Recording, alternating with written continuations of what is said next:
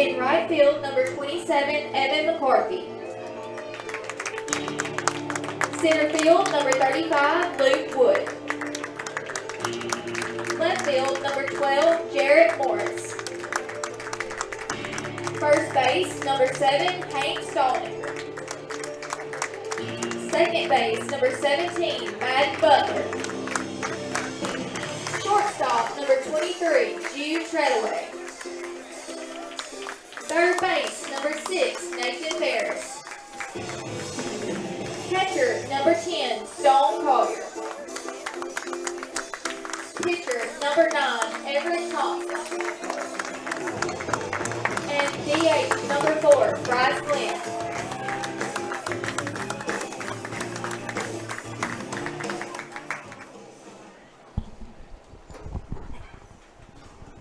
Please rise for the playing of the national anthem.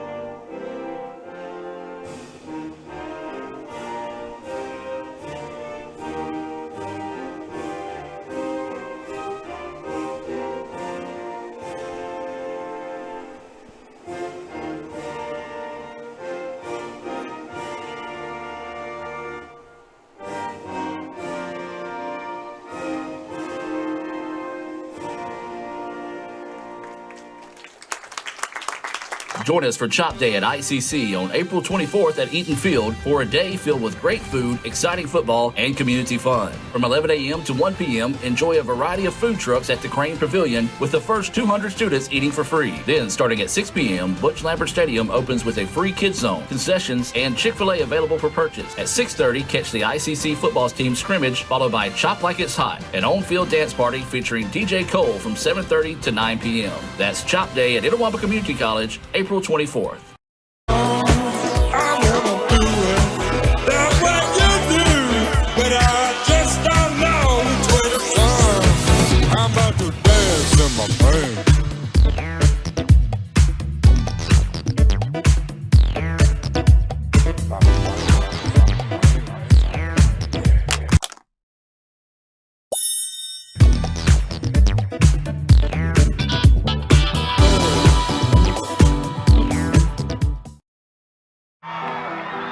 When injury knocks you out, Orthopedic Institute of North Mississippi will be there for you every step of the way.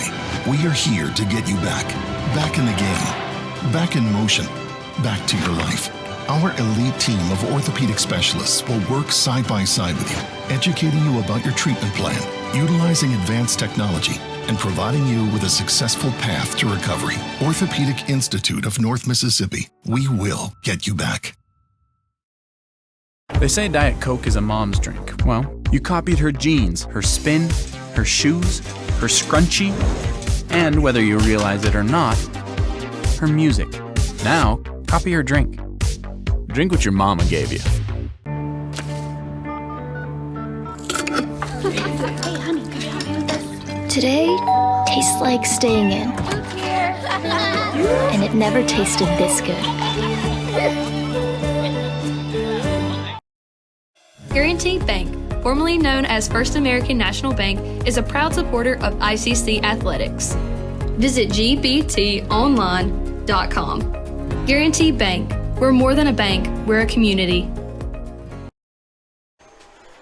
Good afternoon and Roll Tribe, ICC fans, and welcome as we get set for Game 1 between ICC and Hinds, as that is a Guaranteed Bank opening pitch coming your way at 1:59. It was a breaking pitch across for a strike. 0-1 is the count here to Munzunme as he fouls that one off. And 0-2 now is the count here to be Munzunwe, Lipscomb, and Brythup due up here for Hinds. And Boggs, we got a list of names today that's going to be fun to say throughout the afternoon. Most definitely. You're already testing me, and as that one's fouled back right there, got a 0-2 count. But already testing my capabilities here on this beautiful, beautiful day out here for baseball. Absolutely. Chamber of Commerce like day today here at the ballpark. As we await the pitch here, this one's going to be hit, and it's going to be rocked to the outfield, and it's going to get by the outfielder, actually going to overrun it. So that will be a hit plus an error in this situation here, and that's going to go for a single, but a two-base error will put the runner at third. Yeah, you're exactly right. Center fielder didn't keep that ball in front, charging that line drive, and, of course, it hit the ground.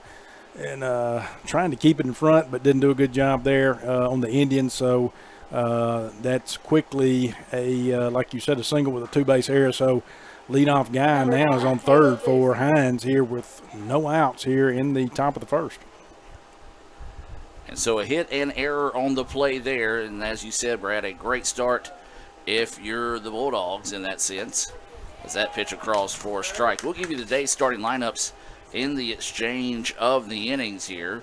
As is Everett Thompson getting the start on the hill for the Indians. He's a former Eagle. He was part of Hinds' squad last season. And that pitch across, two breaking pitches in there for a strike. Nice job getting ahead of the count now, 0-2. Yeah, he's done that with both batters. You know, he was ahead 0-2 on the previous batter, and guy just had a good swing on that 0-2 pitch there and drove it out there for a single, again, which was a two-base error. As that one's fouled back, still 0-2 count. So 0-2 will stay the count, as Brad mentioned here. We're in game 1 of 2 this afternoon between ICC and Hinds. This is a big doubleheader today for both these teams as they're trying to stay in the chase for the playoffs. That number 10 spot is where the cutoff line is, and right now it's ICC, Hinds, Northwest, Holmes, and Southwest all bottlenecked in there for that final spot of the playoffs. Of course, we've got another big matchup today. Southwest and Holmes are both playing each other. So that will be one of those guys kind of weeding each other out when it comes to making that chase for the playoffs. Northwest also in the mix there. They're hosting Meridian today. There's going to be a shot that's going to be grabbed over there by the second baseman. Yeah, excellent play over there. Again, another line shot on the 0-2 count there. An excellent job there to get up in the air and get that one by Madden Butler over there at second. So excellent job there, keeping the runner at third, one out here.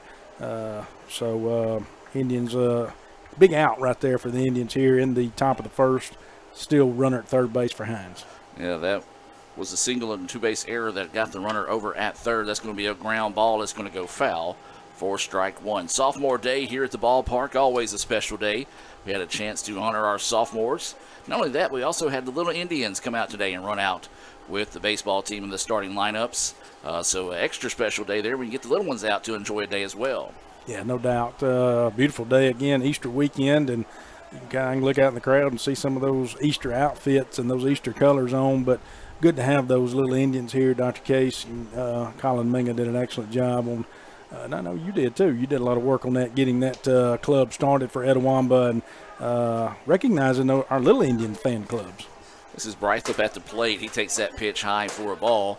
2-1 now is the count. One out and a runner at third here for the Eagles. There's a grounder right back to the pitcher, and it's going to score a run. And the throw, though, will be... he would have, in my opinion, he'd have been safe either way on that one, Adam. I was looking at it. I think he would have been safe had he even the throw had been there. So, I mean, Brad's opinion, and I'm not the final ruling on it, I'm going to call that a hit. Yes, we'll go with a hit on that one as well. You kind of had a better view on it. And Hinds able to cash in on that early error to take a 1-0 lead here. One out and a runner at first. Indians would love to find a way to turn two here. This is going to be Tatori Clowers coming to the plate here. Clowers playing in left field, batting in that 4 spot. He takes that first pitch low for a ball. 1-0 is the count. checks his swing, and the ball gets away, and runner will not try to go in that situation. They're going to appeal down, and didn't see the appeal, so I'm assuming he did not go in that situation. 2-0 now is the count. So Clowers trying to get the bat started here for Hinds in the top of the first.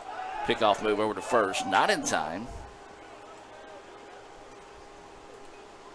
Still trying to get my camera kind of balanced out here on the colors. There's going to be a shot that's going to be over to third, foul. And so that will go for strike one.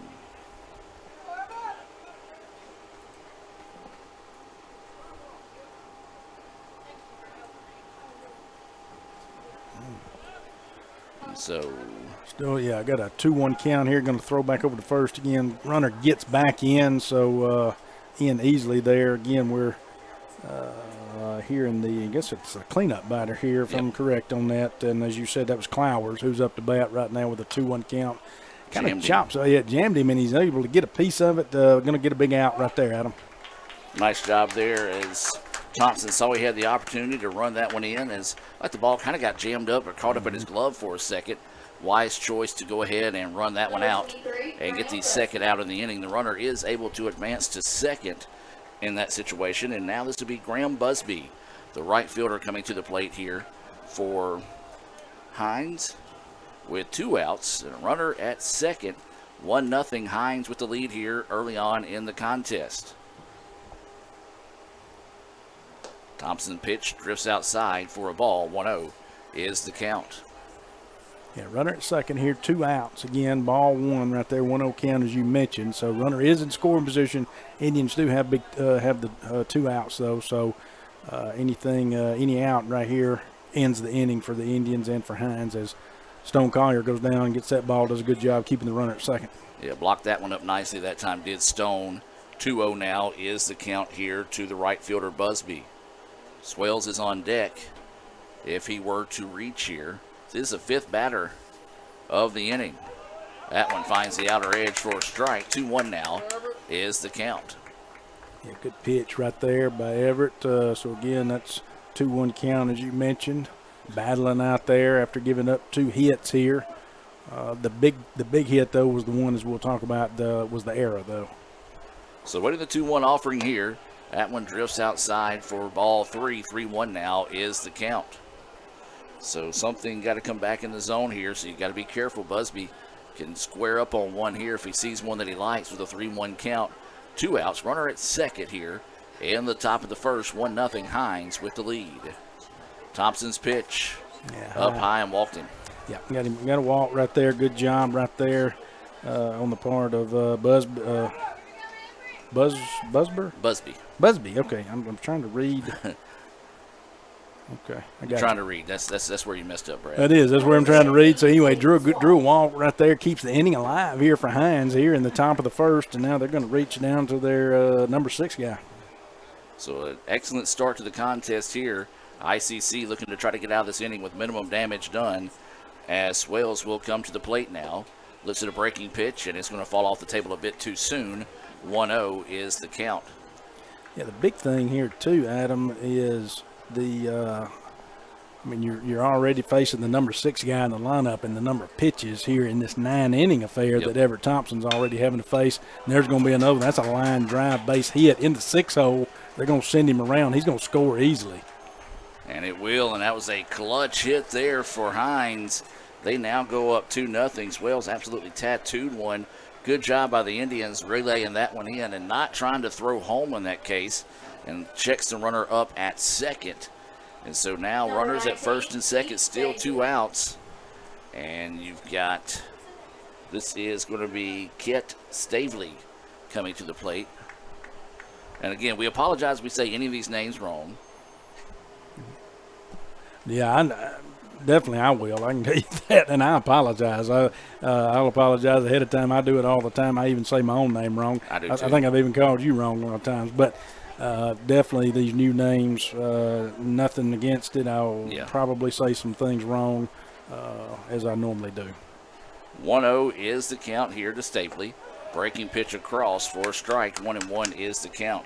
3 hits so far here, 1 error on the Indians. As this is the 7th batter coming to the plate here in the top of the first. 2-0 is the score in favor of Hinds. Breaking pitch just inside for a ball. 2-1 now is the count. Well, as we mentioned, this is a very important conference game today for both these teams trying to stay in the chase for the playoffs. Hinds out to a good start, 2-0. But Brad, looking at the ERAs of both these pitchers, as we'll talk about some stats later on, that pitch high for a ball, 3-1 now is the count. Odds are this game is not going to end a 2-0 contest. It should be a game that both teams are able to get out and put some runs on the board today. Yeah, and especially the type of day you got today here, too. Yeah, you get some wind. You do have some wind blowing, looks like blowing out right out there a little bit, but if I'm not mistaken, that's blowing. Yeah. But good warm day out here. You're going to see some hits. You're going to see some runners on base, all that. Right now you got a 3-2 count here, but definitely, like you say, it shouldn't be just a 2-0 affair. So the Indians looking for an exit. Hinds trying to extend this 2-out rally here. Runners at first and second. 3-2 pitch on its way. Runs inside for ball 4. Second walk of the inning. And, Brad, that's one thing that's really kind of hurt the Indians this year, these free passes. Yeah, it has. And right there is one that really hurts right there. Again, we're still running deep into the lineup here in just the first go-around here. Now you're to the number 8 batter here. In the lineup, you're almost going to bat all the way around here, and and now you got the bases loaded. Still 2 outs though, only 3 hits given up. Yeah, I say only 3 hits here in the first inning, but one of those was huge on that error. As that's going to be strike 1. This is Reed McCrillis at the plate. He's playing first base here for Hinds in game 1. That pitch across for a strike. Bases are loaded. And ICC fans, remember, when you're ready to load your plate, just like the bases are right now, you can do so by visiting Samstown Market in Manatee. They've got excellent cuts of meat, unique options there in the freezer as well for extra vegetables, and so much more. That's Samstown Market in Manatee. Yeah, good weekend to do that, too. Yes. If you got the opportunity to get by there, good weekend to do that this weekend with the weather. Ooh, big there is strike 3. Huge Renaissance Bank strikeout there to get out of the inning with minimum damage done, especially with bases loaded in the situation there. The Eagles, they are both the Bulldogs and Eagles, but they are the Eagles in baseball. As it's 2-0 here after 2 runs on 3 hits, 1 ICC error, and 3 left stranded. Let's take a look at today's Tupelo Coca-Cola Bottling Works starting lineups. And we've almost told you about everybody batting for Hinds. But, Brad, go ahead and tell us about today's starters for the Eagles. Well, you may have to help me. I got you. And see how well you do on this first one. Well, I can't. I'm already. It was leading off for Hinds is Dawson. I'm saying it Munzumwe. Okay, I can go with that. He's a DH today. Batting second is Caleb Lipscomb, who is playing second. In the third position is Brady Brythup. Okay, who will be playing third. Cleanup spots to Corey Clowers out in left field. Batting fifth is Graham Busby out in right field.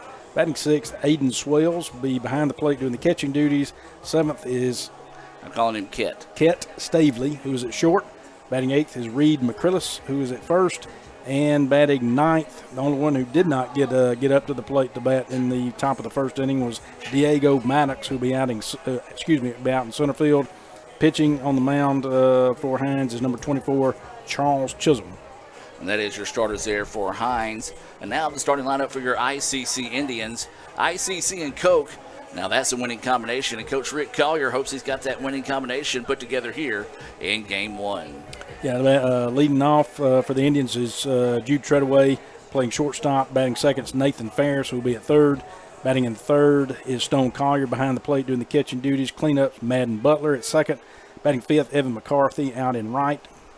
Sixth is Bryce Glenn doing the DH today in Game 1. Seventh, Jarrett Marsh, who will be out in left field. Eighth is Hank Stallnaker out. He will be playing first. And ninth is Luke Wood out in center field. And as we mentioned on the mounds, Everett Thompson. And that is today's Tupelo Coca-Cola Bottling Works starting lineups for both squads. This is Chisholm at the plate. His first pitch across for a strike. He comes in with a record of 2-2 on the season. He's got an 8.27 ERA. We'll dive a little bit deeper in his numbers as we go throughout the afternoon. And Treadaway fooled on that one. Tried to check his swing, couldn't do so. Swung through on it, and he's now 0-2 on the count. Yeah, quickly down 0-2 here on Treadaway. So got to find a way here and try to work the count a little bit if you can. Right there, good taking that pitch right there. That's outside ball 1-2 count. So 1-2 is the count. Nobody on here is Treadaway, the shortstop, leading us off in the bottom of the first inning. Softball also in action. They're down at Hinds today. An equally important game there in softball. This pitch fouled off, flared out of play, and we'll stay at 1-2. We'll try to check in on that game as we go throughout the afternoon and give you some updates.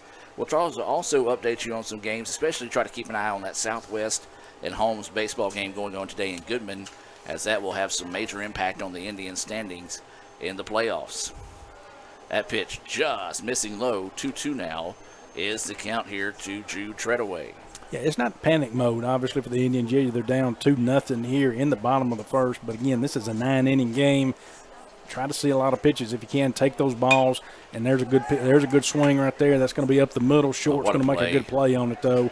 Come across and get the out. Still a good swing right there. Yeah, good contact right up the middle, but an excellent play there by Kett Stavely to come in and reel that one in and zip it across for the first out of the inning. If you're Jude Treadaway, you just look over and tip your cap because you hit that one. The only thing you do is hit it maybe a little bit harder to get it through that time, but an excellent play there by the shortstop for out number one. Yeah, no doubt. Good job out there at short. Good defensive play. That first pitch on that fastball is going to be swung on right there by Nathan Ferris and fouled straight back there for strike one. Hinds comes in with an overall record of 10-30, 4-16 inside conference play. ICC 21-19 on the year, 8-12 in conference play. As this pitch fouled off, 0-2 is the count. But don't let that 10-30, 4-16 record fool you for this Hinds squad. They can swing the bat big time, and so they're always dangerous anytime they take the field. As a matter of fact, they've come out and knocked off some ranked teams this year, I believe. So it's one of those teams that you just can't come in and assume it's a W. No, Indians can't take this for granted. Again, it's 0-2 count right here on Ferris. 1 ball, 2 strikes, and 1 out. Excuse me, 1 ball, 2 strikes. As Ferris, the third baseman at the plate, got under this that one up. And the way the wind's blowing today could cause some problems, but the center fielder calling everyone off. And that'll go for out number 2. And, Brad, we've seen a lot of those type of hits out of the Indians over the past few weeks. Yeah, we hadn't called a game in a week. We were here last weekend, and I think it was last weekend. Can't remember. Anyway, it was the day we had two extra inning affairs. But a lot of those pop-ups like that, the Indians, they just getting under it. Not a good swing on the ball right there. Quickly down here, 2 outs with Stone Collier up. So that pitch finds the outer edge for a strike. 0-1 is the count here to Stone Collier, one of those sophomores. Has been recognized today here by the ICC baseball team. I know it had to be a little extra special as his dad, the head coach, out there today. As that pitch missing low for 1-1. Yeah, Stone's had a good career here at the ICC. Got a medical red shirt, I think, that after that first year, and was able to get 2 more years in here, and he'll be taking his work on down to to Delta State next year. Yep, it was where his dad played and starred out there at Delta State as well as playing here at ICC. So as that pitch fouled off, 2-2 now is the count here to Stone. So excited to see that. Got another one or two going over to Delta State. I know Rockware's going as well. So Delta State's always a good feeder for us. And ran inside, fouled off, and fouled off several people. Looks like. Sound like it skipped off the catcher, then off the mask of the umpire. And if it's the same umpire from last time we called, he got beat up in that game. Did. And I talked to somebody afterwards, and the ball actually, what I call the meat of the knee, that inside part of your knee is where it kind of popped up and hit. As this one hit hard, hit deep, but will be foul. 2-2 is the count. But, yeah, just that one random spot where the the protection gear kind of bends to allow him to move. It just found that little seam, and needless to say, it probably bruised, and probably still is bruised. Oh, no doubt. But Stone with a good swing on that one. Still 2-2 count here. A little early on it. Obviously pulled it foul down the left field line, but excellent swing, good contact. That pitch missing outside. Good eye by Stone. Not a bad pitch to waste there by Chisholm, especially after getting that heavy swing on the previous at-bat. Couldn't get him to chase there. So Stone will dig in now with a 3-2 count. Bottom of the first, nobody on with 2 outs here. Hinds leading 2-0. And this one hit hard, but popped up. Center fielder. Yeah, it's going to fly out to center field, and just kind of it was kind of running in on him right there, and all he could do was get the inside part of the bat and lift it out to center field, even though the wind was blowing. Third out of the inning right there, Adam. So I guess we'll take a break here. And we will. That first inning being brought to you by Raising Cane's in Tupelo. One dream, one love. Raising Cane's, located on North Gloucester Street. Back with more right after this on the ICC Sports Network. I never do it. That's what you do, but I just don't know which way to turn. I'm about to dance in my pain.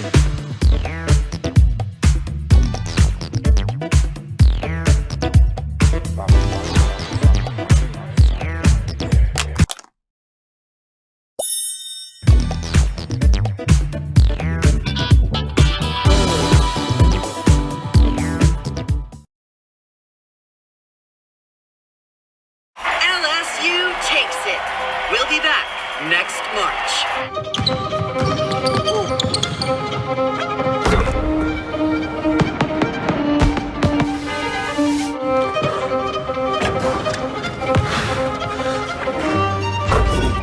Come on, y'all. This is what we've been working for. We gotta forget about last year. It's right here, right now. Y'all ready?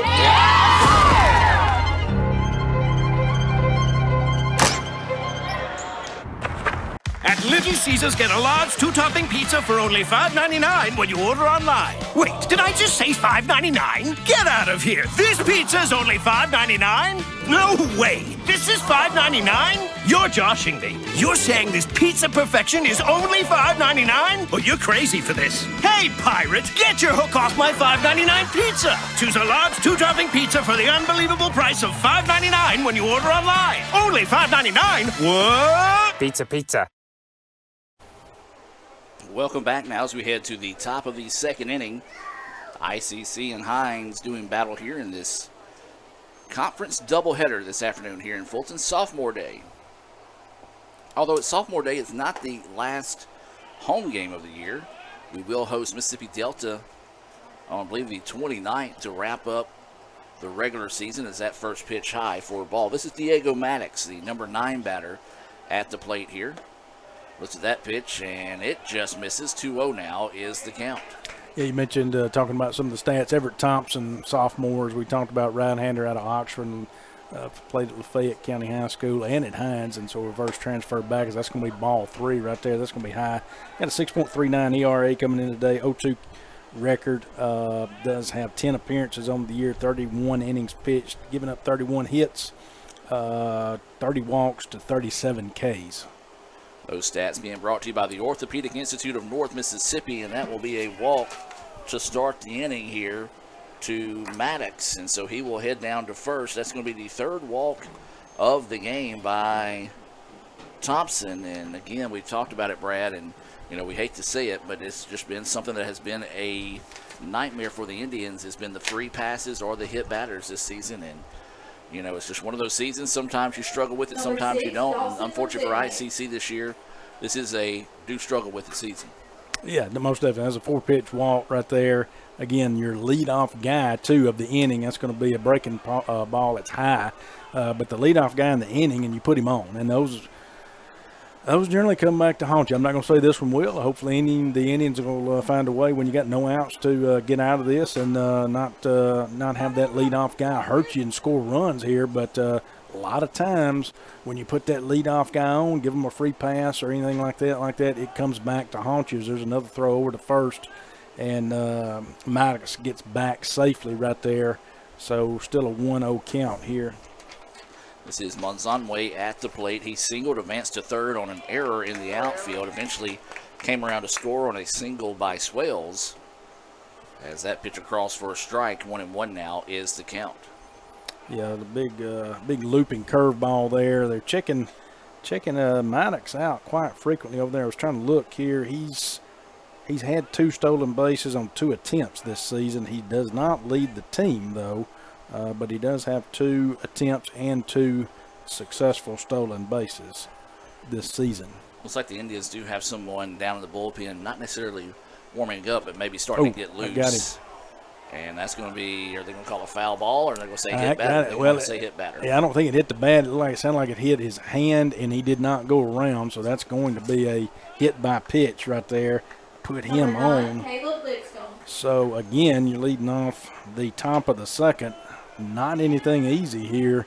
Not trying to make it easy on your team, and you got the first 2 guys on, one with a walk and the other hit by pitch. So, Stone steps out, tries to give some defensive signals to the team. Wind picking up now as it's blowing out to dead center where it's marked at 390.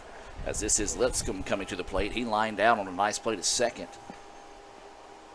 As he stands in, takes that first pitch, and it's missing for a ball. So right now, Thompson just struggling to find that zone. And Brad, you hate to say it, but right now, if you're Hinds, you go up there looking for something you can tee off on and wait till you get 2 strikes on you before you really kind of dig in here. Yeah, you do, and right there's going to be a breaking pitch right there for strike 1. But worse for the Indians, you don't want to have to go to the bullpen this early in a 9-inning affair. I mean, you probably going to have to go to the bullpen, but you sure weren't expecting to go to the bullpen here in the second. Not saying they're going to have to, but they already got somebody warming up. That pitch is down in the turf. It bounces out from Stone. Diego Maddox is going to easily – I'm not going to say easily, but he does take third right there, head first slide into third. Stone bounces out and is able to get the ball and throw to third, but not in time. So now you got a first and third situation with no outs. Really surprised the runner did not go from first to second in that situation, especially with the throw. And Collier showing that he was going that way. So a break for the Indians, if you will, as the count goes 2-1 after that ball in the dirt. Well, really a wild pitch that allowed the runner to head over to third. Yeah, one of them situations he may have been caught sleeping over there. I don't know. I wasn't paying attention to him. I was watching the Diego Maddox. That's going to be a strike 2. Everett running the count back to 2-2. I was kind of watching him and the throw down. So couldn't tell if he wasn't ready or what. But I'm like you, kind of surprised he didn't, especially after Stone committed to the throw. But there again, they're going to throw over to first, check him back. And that's Dawson. And I'll get it right in a little bit here. Monzunme. Yes. Gets back over to first. Ooh. Ground ball, and it's a foul, and not by a lot. That's tough right there. And he inside out of that swing right there because it was kind of in on him, and he took that pitch down that first base line, and, man, that thing was almost fair. But that would have been definitely a double probably right there. Yeah, would push across 2 runs. Lipscomb. Yeah. So the Indians would possibly trade a run for 2 outs in this situation if they can get something hit up the middle. That one's going to be fouled off. We'll sit at 2-2. That's a chopper foul. Monzunme does have 4 stolen bases on 4 attempts this year. So what you're saying is when he tries, he's usually successful. So far, it looks like it according to this, according to these stats, looks like most of them are successful except for one. Big swing and a miss there, and a clutch Renaissance Bank strikeout for the second out of the inning. Swinging strike 3 call there. Renaissance Bank, they are the bank that understands you. You can find out why by visiting RenaissanceBank.com. Speaking of that, Renaissance Bank, proud to bring you this second inning of play here in Fulton. 2-0 Hinds with the lead here in Game 1. This game scheduled for 9 innings. This is Brytham at the plate. He had an RBI single his last time up. Yeah, he had that big clutch RBI single that he ended up at third. No, excuse me, that was our leadoff guy. But he's the one who drove in that run that ended up at third from that era. So Brytham to get that first run of the inning as breaking pitch comes in right there, and still first and third situation here. So 1-1 is the count. Brythup at the plate. Another snap throw over to first. And he's paying a lot of attention to those runners over at first in this situation. And one of those, you want to be careful. You don't want to let one get away and allow the runner to score. So this one's going to be a jam job. And the diving effort, does he make it? Yes, he does. Or no, he does not. If he does, that's the third out of the inning. No, it's second out of the inning. Oh, second out of the inning, so it turns into a sacrifice fly. Okay. So it is a sacrifice fly. But I was wondering if he did wait till he caught it to tag. I wasn't paying attention. Excellent play out there in the left by Jarrett Marsh. Not diving catch there. Runner did tag, though, and get in. There's that curveball right there to lead off for ball one there on Clowers. So that sacrifice fly being brought to you by the ICC Baptist Student Union, reminding you of the ultimate sacrifice paid for our sins here on this Easter weekend. As that pitch missing low for a ball, 1-1 now is the count. Great shot on the ball there by Raphael Henry, who's running the camera for us today. Appreciate Raphael and all the work he does for us. Meritorious award-winning Raphael Henry. No doubt. This pitch fouled off. 1-2 now is the count. Clowers out in front of that one, just chopped it foul. But, we'll be celebrating those meritorious winners as well as other winners for student honors, everything else coming up on the 28th, I think, if I'm not mistaken. And it'll be a big day for the college. It always is, because we do the faculty staff that day during the daytime, and then the students that evening. As that ball is down in the turf, gets by Stone back there, and that's going to allow the runner to move up to second out there. It's a tough one there, as Stone just couldn't quite find it quick enough. And the runner now will advance into scoring position with 2 outs and a pitch coming up here.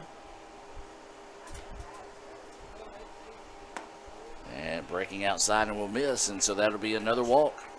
Yeah, breaking pitch out there. That one did not catch any part of the plate right there, and that's going to be a walk, 2-out walk. That is the 4th walk of the game. ICC has hit one as well. So now this will bring Busby to the plate, who walked. It was left stranded in scoring position, and his only appearance so far in the contest. That pitch up high for a ball, 1-0. Yeah, left that one up high and outside right there. Again, Coach McCrory is going to take a little stroll to the mound here and have a conversation. With this break, we'll take a break with them, and let's hear from the ICC bookstore and be back with more right after this.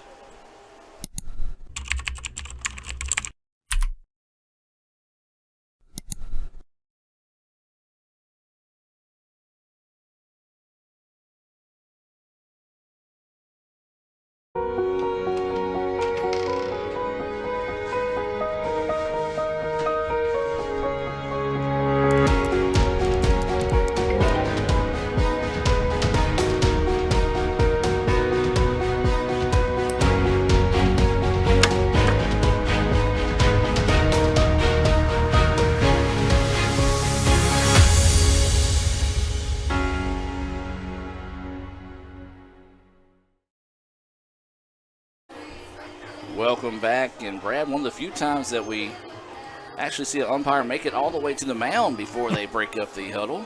You're going to utilize all your time right there. Again, got some folks warming up in 01. I think they're signaling, too, that he was ready if need be. But got a guy warming up in the bullpen for the Indians. So taking that full time down there with 2 outs to allow that guy, I can't see who it is at this point, the time to warm up, is that's going to be ball 2. That's going to be a fastball that goes high. So 2-0 is the count here to Busby. As we mentioned, he walked his only time up so far. There is runners at first and second here for Hinds. They lead it 3-0. This pitch fouled back, and 2-1 now will be the count. We'll check in on softball, if possible, in the exchange of the inning, as they're down in Raymond taking on Hinds today. 2-1 now is the count with 2 outs. Thompson's pitch.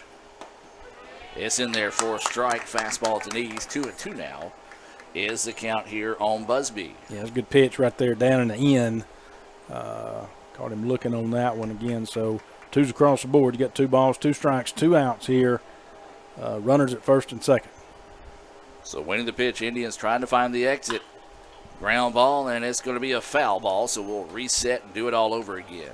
He turned on that one, fouled down the right field line here as the umpire calls time to got to get that ball back in down there. Yeah, I think it kind of ricocheted out, or maybe that was one that kind of got out of the bullpen for Hinds. Is that in the runner at second was taking a lot of time to get back to the bag. That's what I thought they were waiting on originally. As 2-2 now is the count with 2 outs. Runners at first and second. Indians trail this one 3-0 here in the top of the second. And that one just missing outside. Good pitch, but couldn't quite get the call. As now the count will go full here at 3-2 to Busby. So Busby will dig in, having to protect the plate here. Count goes full with 2 outs. Runners at first and second. They'll be in motion with the pitch. It's on its way, and it's going to be strike 3. A clutch Renaissance Bank strikeout right there on the edge of the plate. His 3rd Renaissance Bank strikeout of the game there for Everett Thompson. We're going to take a break. As we said, we're going to go check in on some softball, as right now it looks like it's scoreless down in the 3rd inning, so let's go check that out now.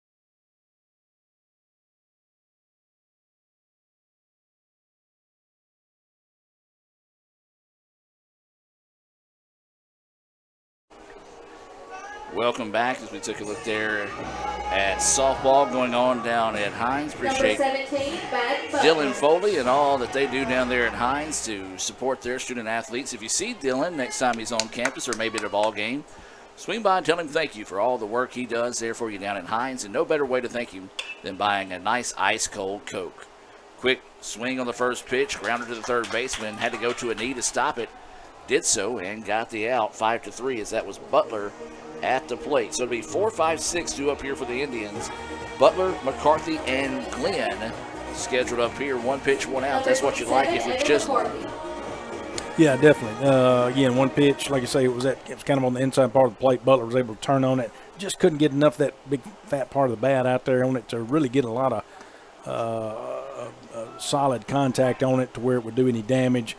Third baseman did a good job fielding it, get the out right there. Ball 1-2 as well to Evan McCarthy here, who is in the 5 slot.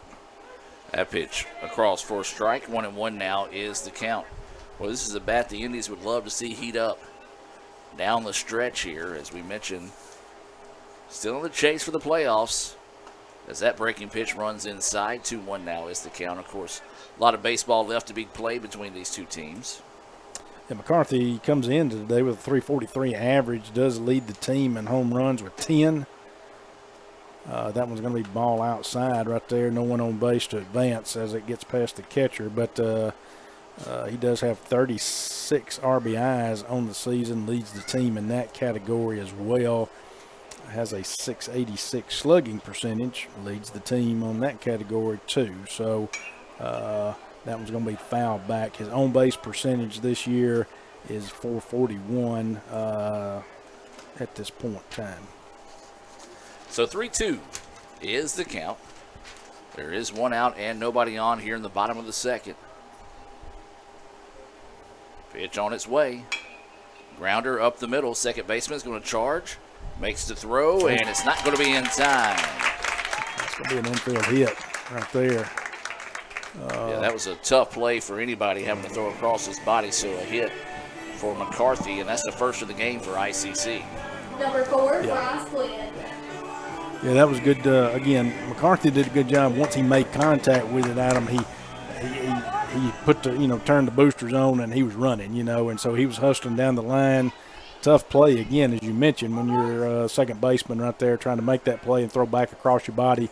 But McCarthy did an excellent job right there of hustling that one out for the clean single there to here in the bottom of the second. This is Bryce Glenn, the DH at the plate, batting in the 6th spot. Takes that first pitch low and outside for a ball. Rips that one, shortstop, right at it. There's one. Can they turn two? No, they can't. Fielder's choice. 6-4 on the putout of McCarthy. And so the Indians basically just trade places there as they're able to get the out. And so now to bring Jarrett Morris to the plate, who's playing in left field. So ICC's bats betraying them early on here. They just can't get anything going here against Chisholm. So 2 outs and a runner at first. That pitch paints the corner for a strike. 0-1 is the count here to Jarrett Morris, Well, and one indication, if you want to look at it, we're here at the end, toward the end of the season, and, we were talking about the Indian bats and how they have kind of gone through some difficulties here lately. That's ball outside right there. But the lineup is, it's constantly changing. Generally, when you get to this time of year, you've got a pretty good set lineup where this guy's going to bat here, this guy's going to bat here, we're still moving people around right now, and we still got people in these games, batting in these games that sometimes they get playing time, sometimes they don't. So, things are right now still just through the lineup and through the Indian hitters still trying to figure it out and who's going to swing that hot bat as that one's fouled back for strike 2. Yeah, the injury to Reed Kent really kind of set. He was having a great year, especially defensively there at shortstop. Had to shift some guys defensively because of that, also having to change up the lineup. And, it's just, not blaming Reed because obviously he didn't plan to get hurt. Sure. But it's just one of those unfortunate breaks for the Indians. There's a huge swing and a miss as he dropped down, went sidearm, and wasn't expecting that, as that is a Renaissance Bank strikeout to end the inning. So the Indians get 1 hit, no runs, and they do leave 1 on base. We've played 2. Hinds leading this one 3-0. We'll take a break and be back with more right after this on the ICC Sports Network. Another great Saturday of college football. You're always pushing yourself. There's no time to rest. You keep moving forward. The only thing better than your last accomplishment is your next. What's next? What's next? What's next? So, Allie, what's next? I guess we'll see. Find a bank that's as excited about your future as you are. A bank that asks, what's next? Renaissance Bank. Understanding you. Join us for Chop Day at ICC on April 24th at Eaton Field for a day filled with great food, exciting football, and community fun. From 11 a.m. to 1 p.m., enjoy a variety of food trucks at the Crane Pavilion with the first 200 students eating for free. Then, starting at 6 p.m., Butch Lambert Stadium opens with a free kids zone, concessions, and Chick-fil-A available for purchase. At 6:30, catch the ICC football team scrimmage, followed by Chop Like It's Hot, an on-field dance party featuring DJ Cole from 7:30 to 9 p.m. That's Chop Day at Itawamba Community College, April 24th. Keep watching.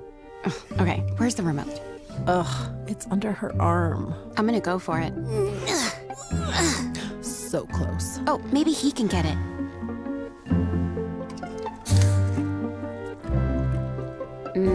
Guess not. I mean, can you blame him? We're delicious. Delicious and sugar-free. Delicious and caffeine-free. Yep. Anyway, about that remote. Number 17, Swalls. Welcome back, ladies and gentlemen, as we head now to the top of the third inning. The ICC trailing this one 3-0 here in game one to Hinds. As Swalls will set us off here as he takes that first pitch in there for a strike. Everett Thompson come back out on the mound here in the third inning, top of the third. So see if Everett can bounce back too. And that was going to be popped up. That was a breaking pitch outside right there, popped up in the right field. McCarthy going to make a play on that and get the first out. Well, that's big because that's the first time the leadoff batter has been retired here in game one, and giving a little bit of confidence there. And that's one thing that Jonathan Van Every said. He's like, you fill up the strike zone because 75% of the hits are outs in the game of baseball. So, you know, Indians have struggled. We said it. You know, 4 walks already today, a hit batter. And Hinds has been able to take control of that, or take advantage, I should say. Is that pitch high for a ball? Yeah, this is going to be Kent Stavely back up, who walked his first at bat. That pitch in the dirt, 2-0 now is the count here to Stavely. Yeah, he walked, was left stranded in a bases loaded situation back in the first inning. ICC happy to get out of that first inning with just 2 runs. The damage done, but Hinds was able to tack on another one in the second. This one hit hard. He turned on that one. And they're going to add another one to the board here, as that's going to be a solo home run off the bat of Stavely. And we said it, folks. You know, it's a 10-30 record, but this team can hit the ball. And when they do, and when they're hot, they're tough. And right now, they're starting this game red hot here, as they're up 4-0 here in the top of the third. That's Stavely's 4th home run on the year. So that's going to be all for, looks like that's going to be all for Everett Thompson today. And so we'll have a call to the bullpen being brought to you by Guaranteed Bank. We'll take a break and be back with more right after this. Guaranteed Bank, formerly known as First American National Bank, is a proud supporter of ICC athletics. Visit gbtonline.com. Guaranteed Bank, we're more than a bank, we're a community. Join us for Chop Day at ICC on April 24th at Eaton Field for a day filled with great food, exciting football, and community fun. From 11 a.m. to 1 p.m., enjoy a variety of food trucks at the Crane Pavilion with the first 200 students eating for free. Then, starting at 6 p.m., Butch Lambert Stadium opens with a free kids zone, concessions, and Chick-fil-A available for purchase. At 6:30, catch the ICC football team scrimmage, followed by Chop Like It's Hot, an on-field dance party featuring DJ Cole from 7:30 to 9 p.m. That's Chop Day at Itawamba Community College, April 24th. At Little Caesars, get a large 2-topping pizza for only $5.99 when you order online. Wait, did I just say $5.99? Get out of here! This pizza's only $5.99? No way! This is $5.99? You're joshing me. You're saying this pizza perfection is only $5.99? Oh, you're crazy for this. Hey, pirate, get your hook off my $5.99 pizza! Choose a large 2-topping pizza for the unbelievable price of $5.99 when you order online. Only $5.99? What? Pizza. When injury knocks you out, Orthopedic Institute of North Mississippi will be there for you every step of the way. We are here to get you back in the game, back in motion, back to your life. Our elite team of orthopedic specialists will work side by side with you, educating you about your treatment plan, utilizing advanced technology, and providing you with a successful path to recovery. Orthopedic Institute of North Mississippi. We will get you back. Guaranteed Bank, formerly known as First American National Bank, is a proud supporter of ICC athletics. Visit gbtonline.com. Guaranteed Bank, we're more than a bank, we're a community. Welcome back, ladies and gentlemen. We do have a call to the bullpen, and Dr. Boggs, tell us about the new pitcher. We got Will Lipscomb, who's a freshman right-hander out of South Tilla, Mississippi, played ball at South Tilla High, coming in today with a 2-3 record, 2 wins, 3 losses, got 13 appearances on the year, 24 innings pitched, giving up 24 hits, 13 walks to 21 Ks thus far this year for Will Lipscomb. Those stats being brought to you by the Orthopedic Institute of North Mississippi. He'll be greeted by Reed McCrillis. Yes, Reed McCrillis. And so he will start us off here. He struck out looking to end the first. Takes that first pitch low for a ball. Swings on that one, pops it back. 1-1 now is the count. Like he may have gotten something in his eye in that last at bat. So he'll take time here in this situation. This third inning is being sponsored by Tupelo Coca-Cola Bottling Works, ICC and Coke. Now that's a winning combination. And part of that winning combination is a special thanks to our buddies Mike Whitehurst and Jeff Gilmore, proud longtime sponsors of not just ICC Athletics, but Itawamba Community College. No doubt. Proud to have them. There's that strike 2 right there. But proud to have both of those guys, Jeff Gilmore and Mike Whitehurst. They've been very generous and helped the college out. That's going to be down in the turf ball too. And anytime I see them, they're just willing to give and help the college. And so I appreciate them and all they do for Itawamba Community College and Itawamba Community College athletics. Yes. 2-2 is the count. As they said, he did not go. This time he checks his swing. They're going to say he went, and they're going to have to toss it down for the strikeout, or I should say for the putout.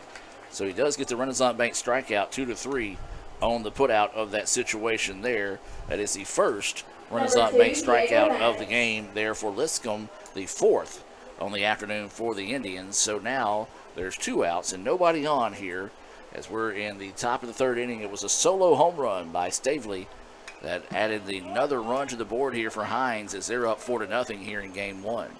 Yeah, first pitch fouled straight back right there, 0-1 count. Lipscomb quickly ahead of Diego Maddox here. He walked, advanced on a wild pitch, and eventually came around to score back in the 2nd inning. It was 2 in the 1st, 1 in the 2nd, and so far 1 in the 3rd here. As that pitch missing, 2-1 now is the count here to Maddox. We invite you to sit back and grab a nice ice cold Coke. If you're watching at home, we do say welcome to those that are watching, especially our friends from Hinds and those ICC family members. Grab an ice cold Coke and enjoy today's broadcast. Waiting the 3-1 offering here. It runs inside, and that's going to be another walk.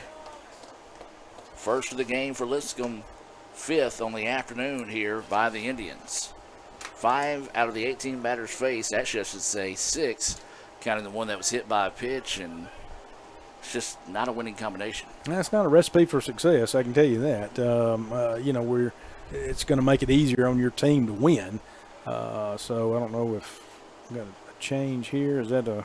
Looks like we got a new batter in this situation, and see if he'll turn his back to us here. Like 11? I can't tell. No, so it can't be 11 because it's McCrillis is 11. So it looks like it's either.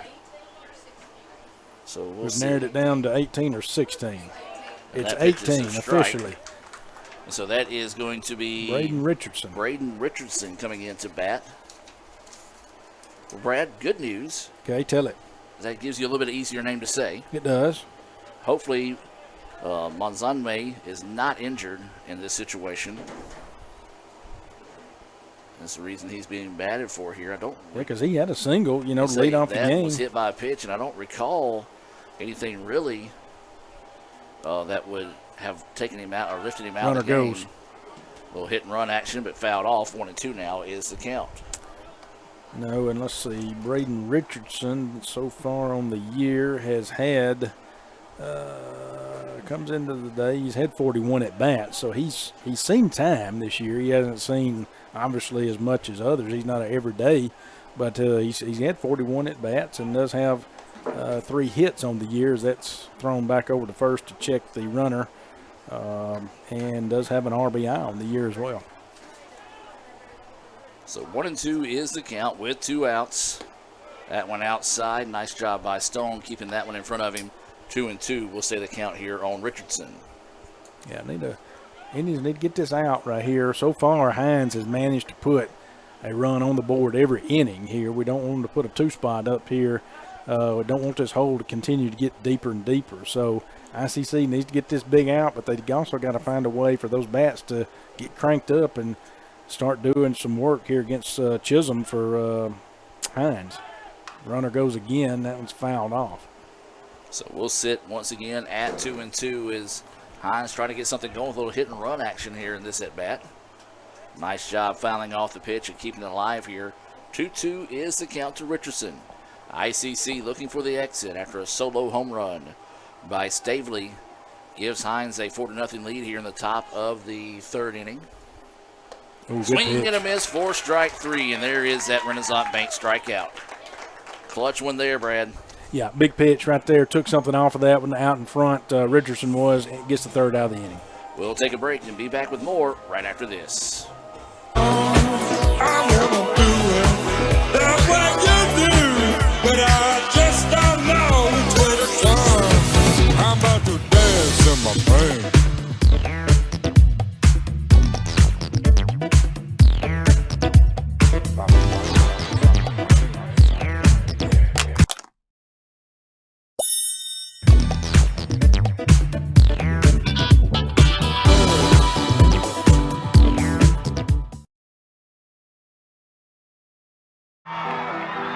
When injury knocks you out, Orthopedic Institute of North Mississippi will be there for you every step of the way. We are here to get you back in the game, back in motion, back to your life. Our elite team of orthopedic specialists will work side by side with you, educating you about your treatment plan, utilizing advanced technology, and providing you with a successful path to recovery. Orthopedic Institute of North Mississippi. We will get you back. Welcome back, ladies and gentlemen, as we move now to the bottom of the third inning, being brought to you by Tupelo Coca-Cola Bottling Works. 4-0 is your score here. Hinds with the lead. ICC with only one hit to show so far in the contest. Take a Renaissance Bank scoreboard update there in the bottom of the fourth inning, but ICC was able to cash in on an error to take a 1-0 lead in softball down in game one. That's going on at Hinds. I believe it's HindsCCSports.com is where you can watch that. If that's not it, just go to letsgoicc.com, go to the schedule page of softball. You'll find the link there available for those that may want to check in on that game. So for ICC, it'll be the 8-9-1 batters due up here. Stallnaker, Wood, and Treadaway. Indians trying to find some bats here. It's that first pitch high for a ball. Yeah, still here in the bottom of the third. Indians still have not made it through their first rotation of the lineup here at the plate. So they obviously will. This go around with he's going to get hit right there. But hit by pitch. Hank Stallnaker takes that one for the team, as we call it there, and base runner there for the Indians, and leadoff base runner too. Chance and an opportunity here for Indians to cut into this lead. Yeah, take it any way you can get it right now for the Indians, because hits, they've only got one of them, and that was McCarthy, and he was erased on a fielder's choice back in the second inning. And so now runner at first, no outs, and this is going to be Luke Wood coming to the plate. Luke has got hot of late and earned his spot in the starting lineup here, so the Indians hoping his bat can stay hot here and see if they can spark it for the Indians here in the bottom of the third, trailing 4-0. Game one scheduled for 9 innings, so still plenty of meat left on the bone here, but the Indians have got to start getting something going. Base hit. He does stay hot. Big time hit there for Luke. Yeah, good job right there. Sees that first pitch, knows it's something he can drive the opposite field over there. It was kind of a high, up in the zone pitch right there, outer part of the plate right there.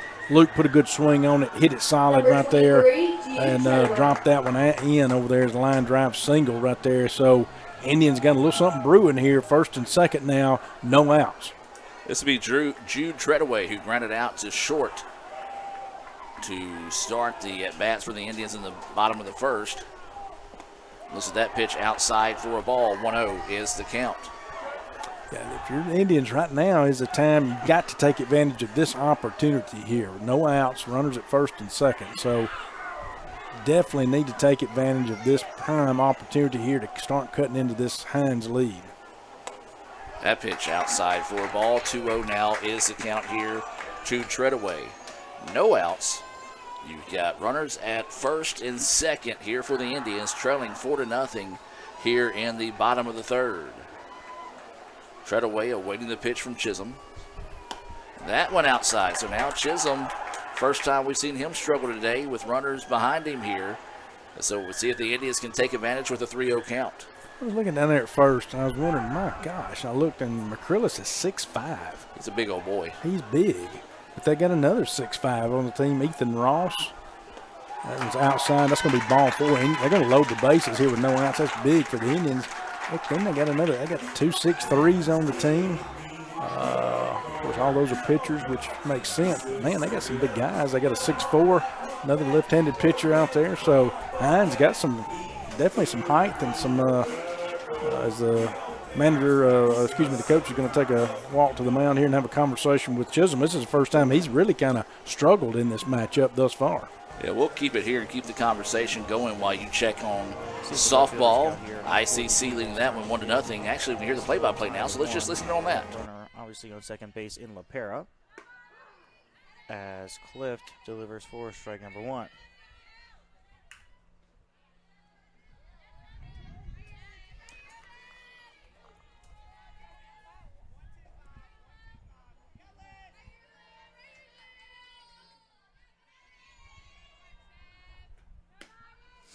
Outside ball 1.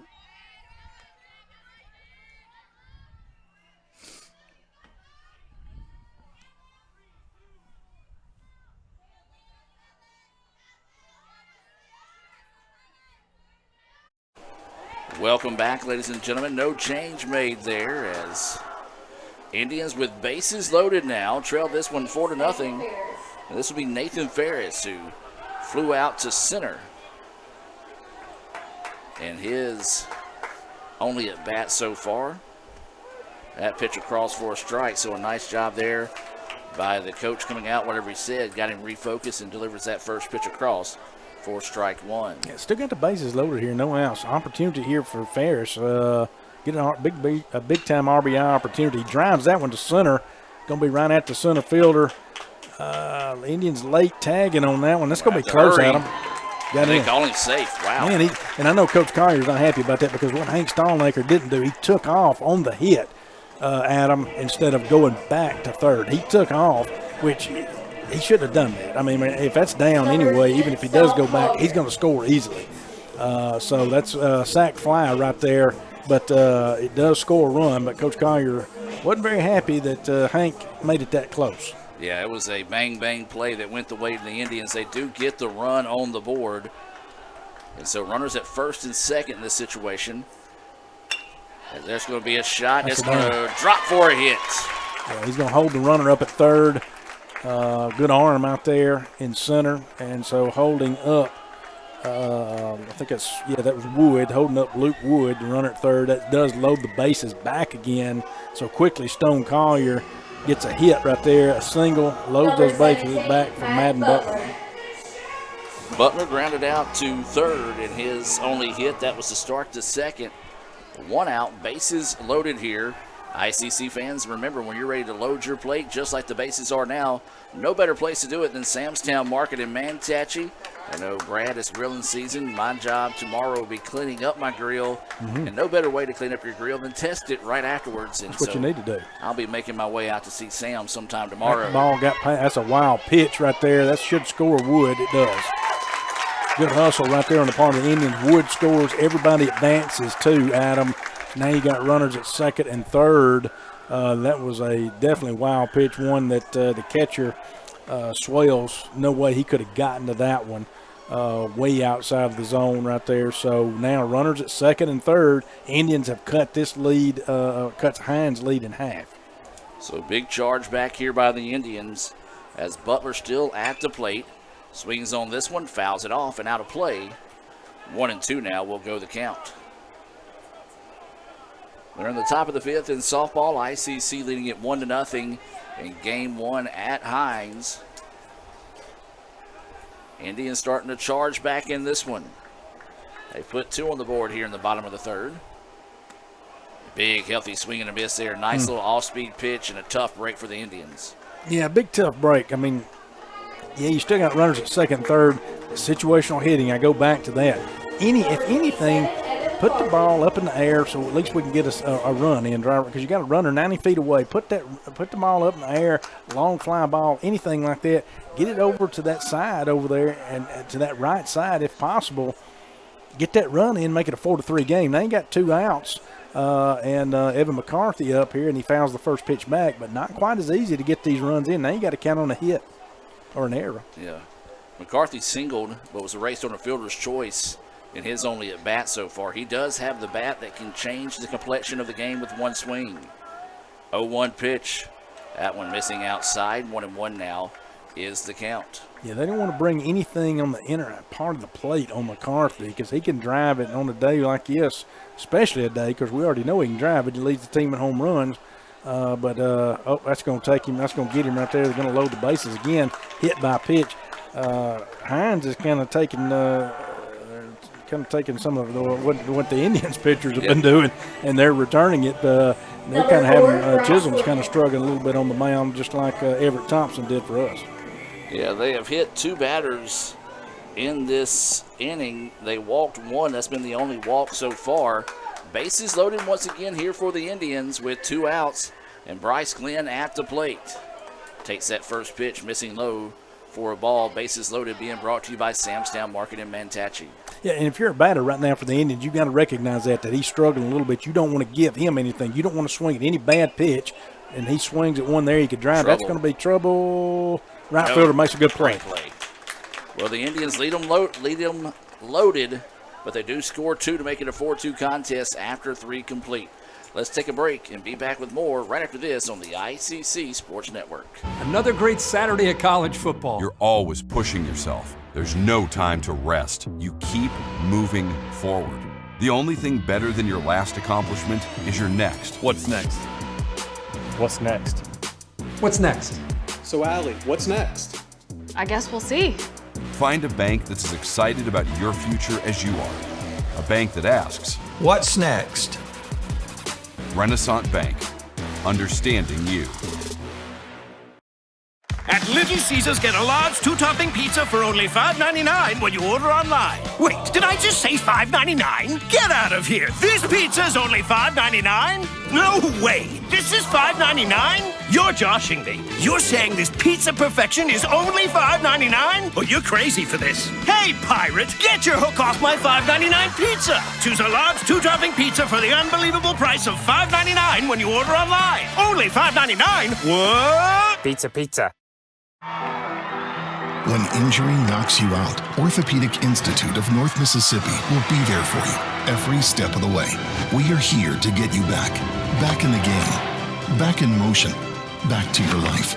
Our elite team of orthopedic specialists will work side by side with you, educating you about your treatment plan, utilizing advanced technology, and providing you with a successful path to recovery. Orthopedic Institute of North Mississippi. We will get you back. Welcome back as we head now to the top of the 4th inning. I've got 2, 3, 4 batters due up here. Number 9, Caleb Lipscomb. And it will be Lipscomb coming to the plate. Lipscomb, Brythup, and Clower scheduled up here for Hinds. They just saw ICC answer back with a couple of runs in the bottom of the 3rd to make it a 4-2 contest. It's that pitch in the dirt for a ball. This is Lipscomb on the hill here. So you got a Lipscomb on Lipscomb action. Boy, don't try to make me say that again because I stumbled all over that. Try it one more time. Lipscomb on Lipscomb action. You got it that time. It's that pitch up high for a ball. 2-0 is the count. I said don't make me, but you did. Well, I was just testing you a little bit. So 2-0 now is the count. This one hit hard and will drop for a base hit. Yeah, good job right there for the Hinds Lipscomb right there to sit on that pitch, drive it, clean single right there, drops in the outfield. Left fielder plays it well right there for us in Jarrett Marsh, not trying to make a diving stop or anything that's going to, cause the Indians to, make an error out there and advance the runner like we did earlier in the 1st inning. So good job right there. Keep the ball in front. 5th hit of the game for Hinds. That pitch across for a strike as this is now Brythup coming to the plate. He's got a couple of RBIs on the day. He had an RBI single back in the first. He did score. Then he had a sacrifice fly in the second. As this pitch fouled off, 0-2 now will be the count. That one.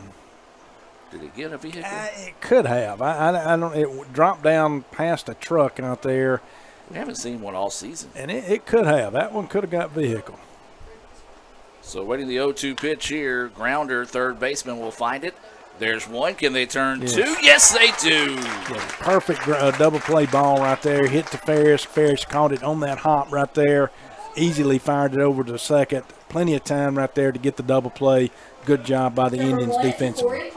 That double play being brought to you by our friends over at Little Caesars Grab a Hot and Ready Pizza. They're located on South Adams Street in Fulton. And that's a Little Caesars double play, and it came at the right time for the Indians. Yeah, that was Clowers taking the first swing right there, well out in front of that pitch right there, strike one. This fourth inning being brought to you by Fagata's Mexican Grill, located about a 9-iron shot away for Dr. Boggs here from the press box. Yeah, I wish. Yeah, there's a hard shot up the middle, but a great play, and we'll toss it over for the out. Field your position, and that's what he did. Da-da-da, da-da-da, 1-3 on the putout for the unconventional 3-up, 3-down inning there for the fourth, being brought to you by Fagata's Mexican Grill. Tacos, fajitas, and other classic Mexican staples served in a casual environment with the coldest drinks in town. That's Fagata's, located just right behind us here at Crescent Field. Let's hear from Little Caesars and be back with more right after this. At Little Caesars, get a large 2-topping pizza for only $5.99 when you order online. Wait, did I just say $5.99? Get out of here. This pizza's only $5.99? No way. This is $5.99? You're joshing me. You're saying this pizza perfection is only $5.99? Oh, you're crazy for this. Hey, pirate, get your hook off my $5.99 pizza. Choose a large 2-topping pizza for the unbelievable price of $5.99 when you order online. Only $5.99? What? Pizza. Join us for Chop Day at ICC on April 24th at Eaton Field for a day filled with great food, exciting football, and community fun. From 11 a.m. to 1 p.m., enjoy a variety of food trucks at the Crane Pavilion with the first 200 students eating for free. Then, starting at 6 p.m., Butch Lambert Stadium opens with a free kids zone, concessions, and Chick-fil-A available for purchase. At 6:30, catch the ICC football team scrimmage, followed by Chop Like It's Hot, an on-field dance party featuring DJ Cole from 7:30 to 9 p.m. That's Chop Day at Itawamba Community College, April 24th. Welcome back, ladies and gentlemen, as we head now to the bottom of the fourth inning. ICC gets a Little Caesars double play and then a web gem by Lipscomb to get ICC out of that inning. First inning today that Hinds is not putting runs on the board. Brad, now would be an opportune time for ICC to cash in on that. Yeah, ICC's seeing a little momentum right now. That's, like you said, first inning Hinds hasn't scored, so a little momentum. Let's keep these bats hot. That's going to be ball one right there. They did a better job at the plate the last inning there. There were, of course, a couple of hit-by pitches there, but also dropped in some hits there, and so able to cut the lead in half. Let's keep the momentum going our way. This one lifted. Center fielder should be able to camp underneath it without an issue. He does, as the wind carried it a little bit more than anticipated there, so a fly out to center by Jarrett Morris for out number one. Now this will bring Stallnacker, and Stallnacker kind of got it started for us. And it was being hit by a pitch to start the third inning. And so we'll see if Stallnacker can get it going for us again here in the bottom of the fourth. Yeah, Chisholm's still in there, like you said, but Stallnacker did get it going for us last time with taking that hit by pitch and finding a way to get on base. And that's what we need for Etowamba right now is anyone who can get on base, find a way. That's going to be strike one right there on the outside part of the plate. So Stallnaker will dig in here. 4-2 is the score, bottom of the fourth. Game one scheduled for 9. That pitch high and outside, 1-1 now is the count. And that's what we're seeing that Chisholm will do. Sometimes he's going to drop that arm. So he's got different arm locations where he's going to throw the ball from. And so sometimes he'll drop it down as a side arm. He has gotten some guys looking with that side arm pitch that he throws. And then sometimes he comes more of a three-quarter style like he did there, where he's throwing that fastball in there, and that's going to be strike two, 1-2 count. So he does foul that one back. 1-2 is the count, as Dr. Boggs mentioned. I'm Adam Gore. Raphael Henry, you're on the camera for us. You got Cal Brown updating our social media. You can follow us on your favorite social media platform at Let's Go ICC. And then Casey Smith taking photos for ICCimages.com as that pitch inside for a ball. You can get those digital downloads available for $1, or if Dr. Boggs likes to say, the Boggs Special, 2 for $2. That's it. They're on ICCimages.com. I guarantee you can get that special if you'll go out there. You can get 2 for $2. There's no doubt.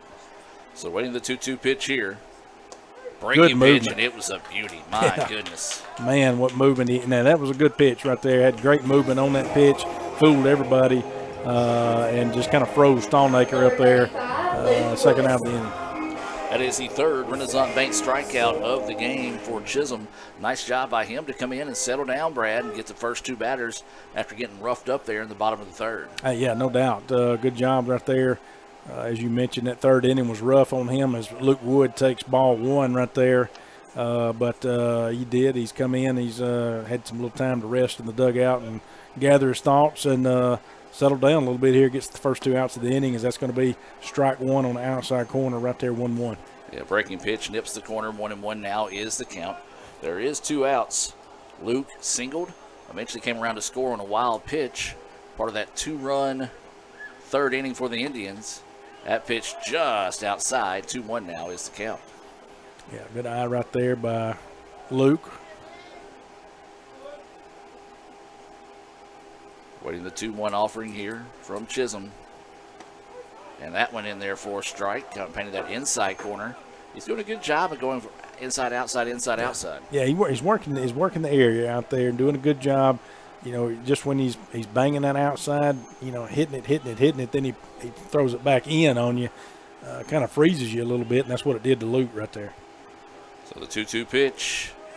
And that one missing low. Infield started heading in thinking that was strike 3, but instead 3-2 now. The count will go full here to Wood, so he's trying to extend the inning here in the bottom of the 4th. ICC trailing at 4-2. Yeah, good job by Luke too, running the count to full. Again, running that pitch count for Chisholm up a little bit here, even higher. So good job by Luke. 3-2 pitch. And he was able to hold off. That pitch goes outside, so he draws the 2-out walk. And that'll send us back to the top part of the lineup here in Jude Treadaway. Yeah, just as good right there. And that's what you want in your number 9 hitter right there, someone who can get on base as well, kind of serve as that leadoff per se if need be, where they can get on base and spark something right here, hopefully maybe when you get back to the top of the lineup with Treadaway. So Treadaway will dig in, trying to see if he can get the merry-go-round spinning here as this one lifted. It's deep, and it is gone! See, that's where the important part. I'm going to tell you, Luke Wood right there played as big of a role in that right there as Jude Treadaway. Now, yeah, Jude said, look, hey, I did all the hard work. I hit that ball out here. And you did, and you got the 2 RBIs on it. But credit to Luke Wood right there and his patience, getting on base, getting that walk right there. Quality at bat for Luke turns into a 2-run home run for Jude Treadaway. ICC ties that game up.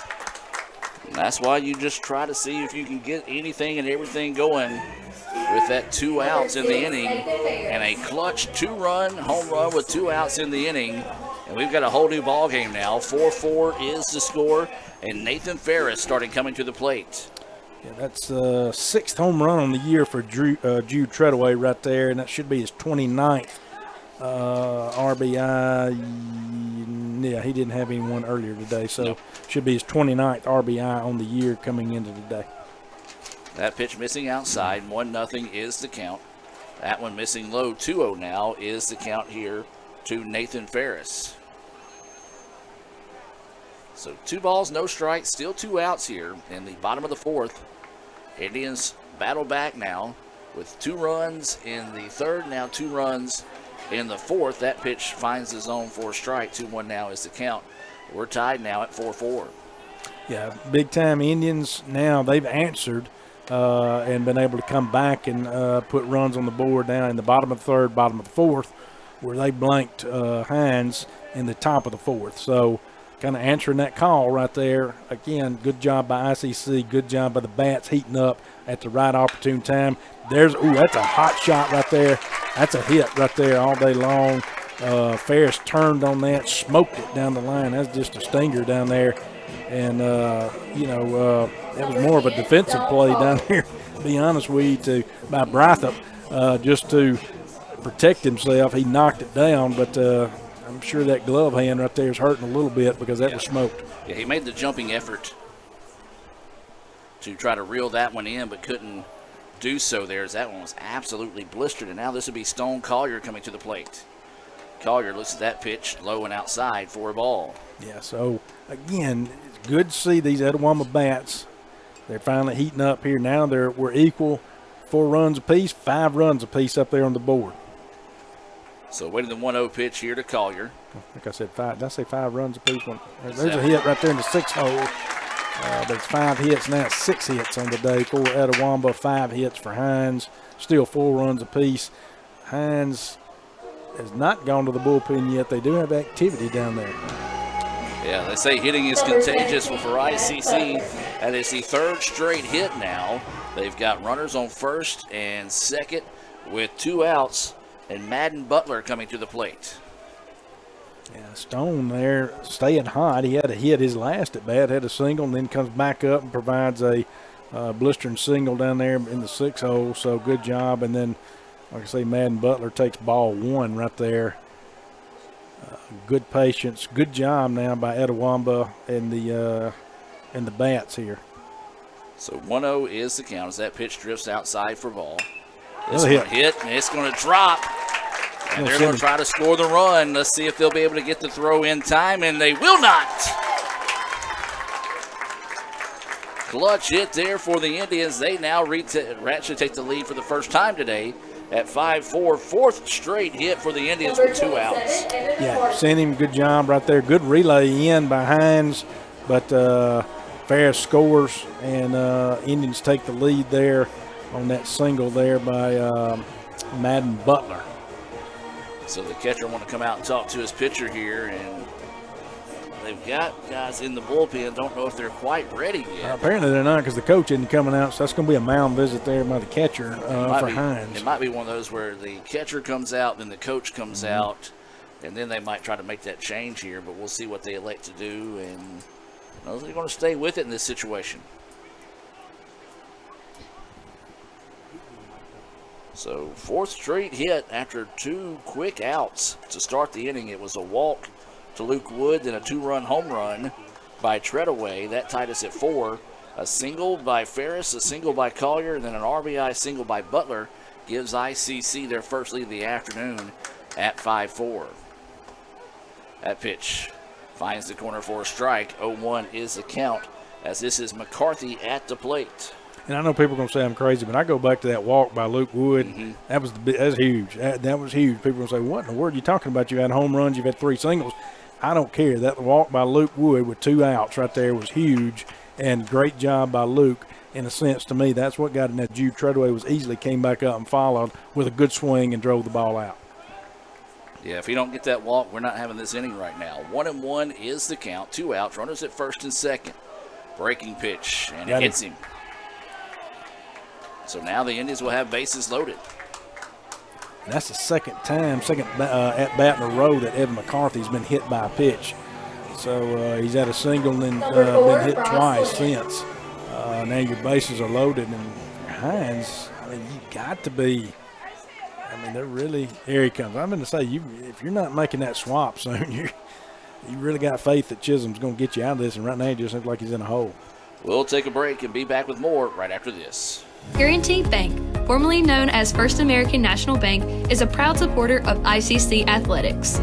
Visit gbtonline.com. Guaranty Bank. We're more than a bank, we're a community. When injury knocks you out, Orthopedic Institute of North Mississippi will be there for you every step of the way. We are here to get you back in the game, back in motion, back to your life.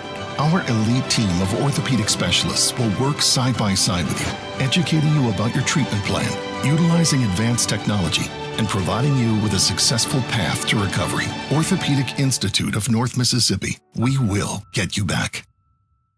Join us for Chop Day at ICC on April 24th at Eaton Field for a day filled with great food, exciting football, and community fun. From 11 a.m. to 1 p.m., enjoy a variety of food trucks at the Crane Pavilion with the first 200 students eating for free. Then, starting at 6 p.m., Butch Lambert Stadium opens with a free kids zone, concessions, and Chick-fil-A available for purchase. At 6:30, catch the ICC football team scrimmage, followed by Chop Like It's Hot, an on-field dance party featuring DJ Cole from 7:30 to 9 p.m. That's Chop Day at Itawamba Community College, April 24th.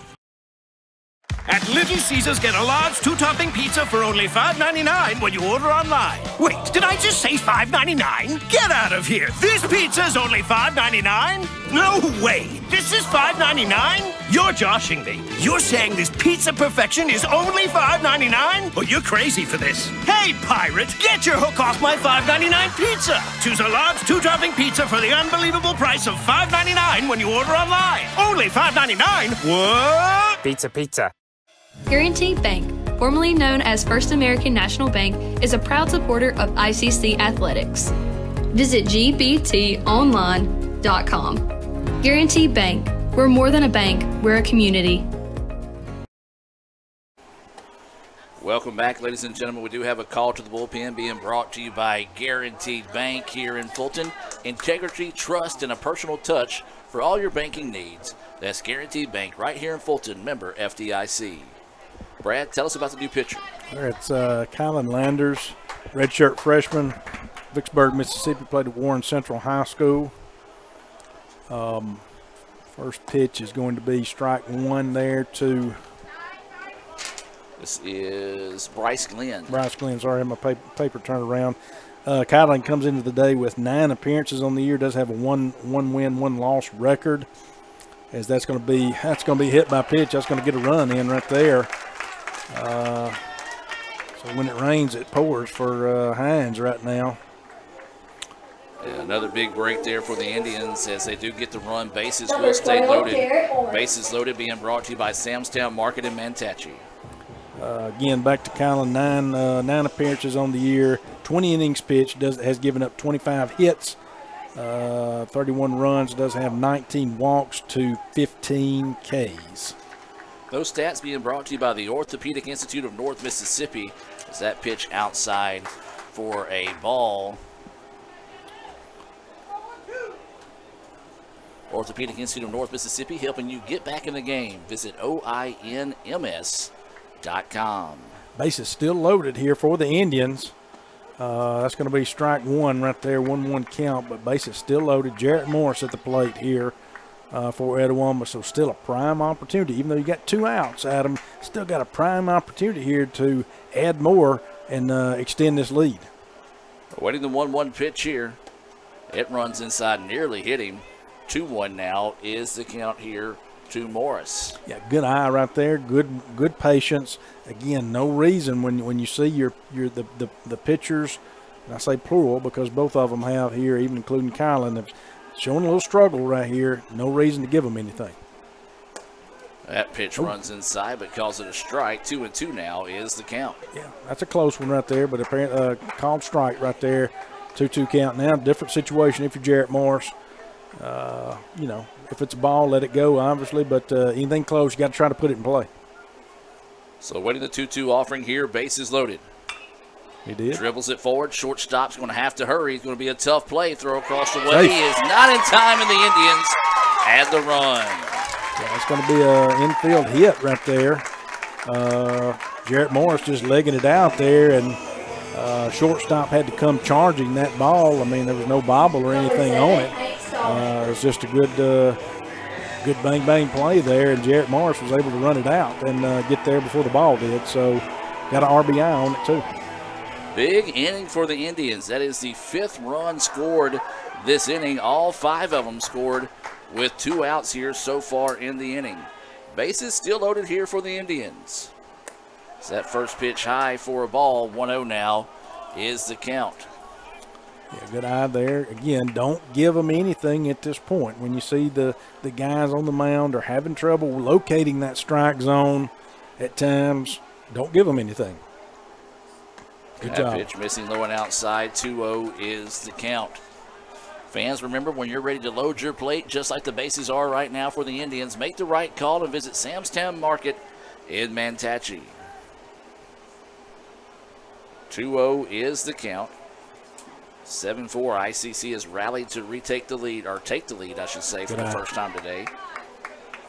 I fully expect him to be taken here. It's a 3-0 count, bases loaded.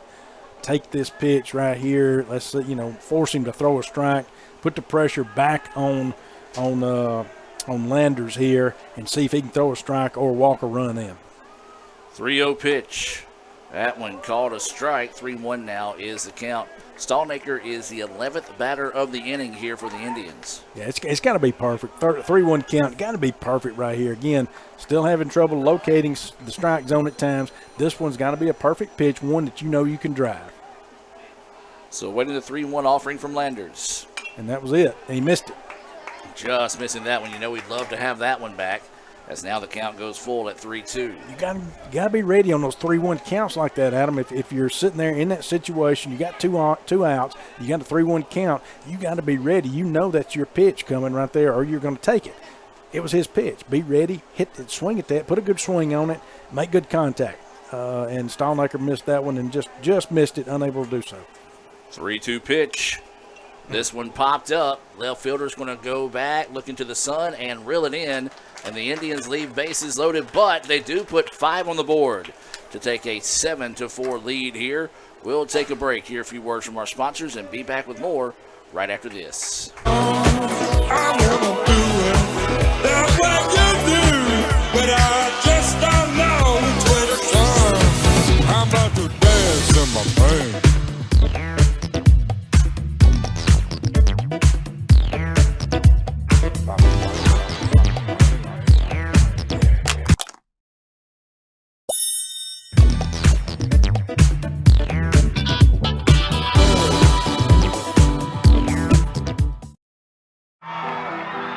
When injury knocks you out, Orthopedic Institute of North Mississippi will be there for you every step of the way.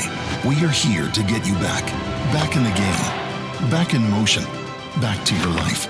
Our elite team of orthopedic specialists will work side by side with you, educating you about your treatment plan, utilizing advanced technology, and providing you with a successful path to recovery. Orthopedic Institute of North Mississippi. We will get you back. Keep watching. Okay, where's the remote? Ugh, it's under her arm. I'm gonna go for it. So close. Oh, maybe he can get it.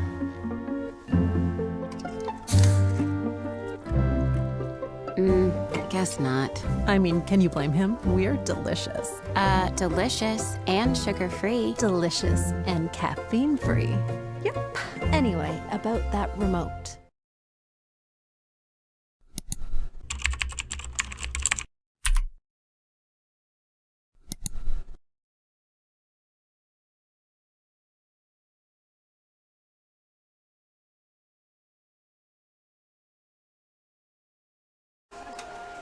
Welcome back, ladies and gentlemen. A big bottom of the 4th inning for the Indians as they score 5 runs. All 5 of those runs coming with 2 outs in the inning. They now lead at 7-4 here in game 1.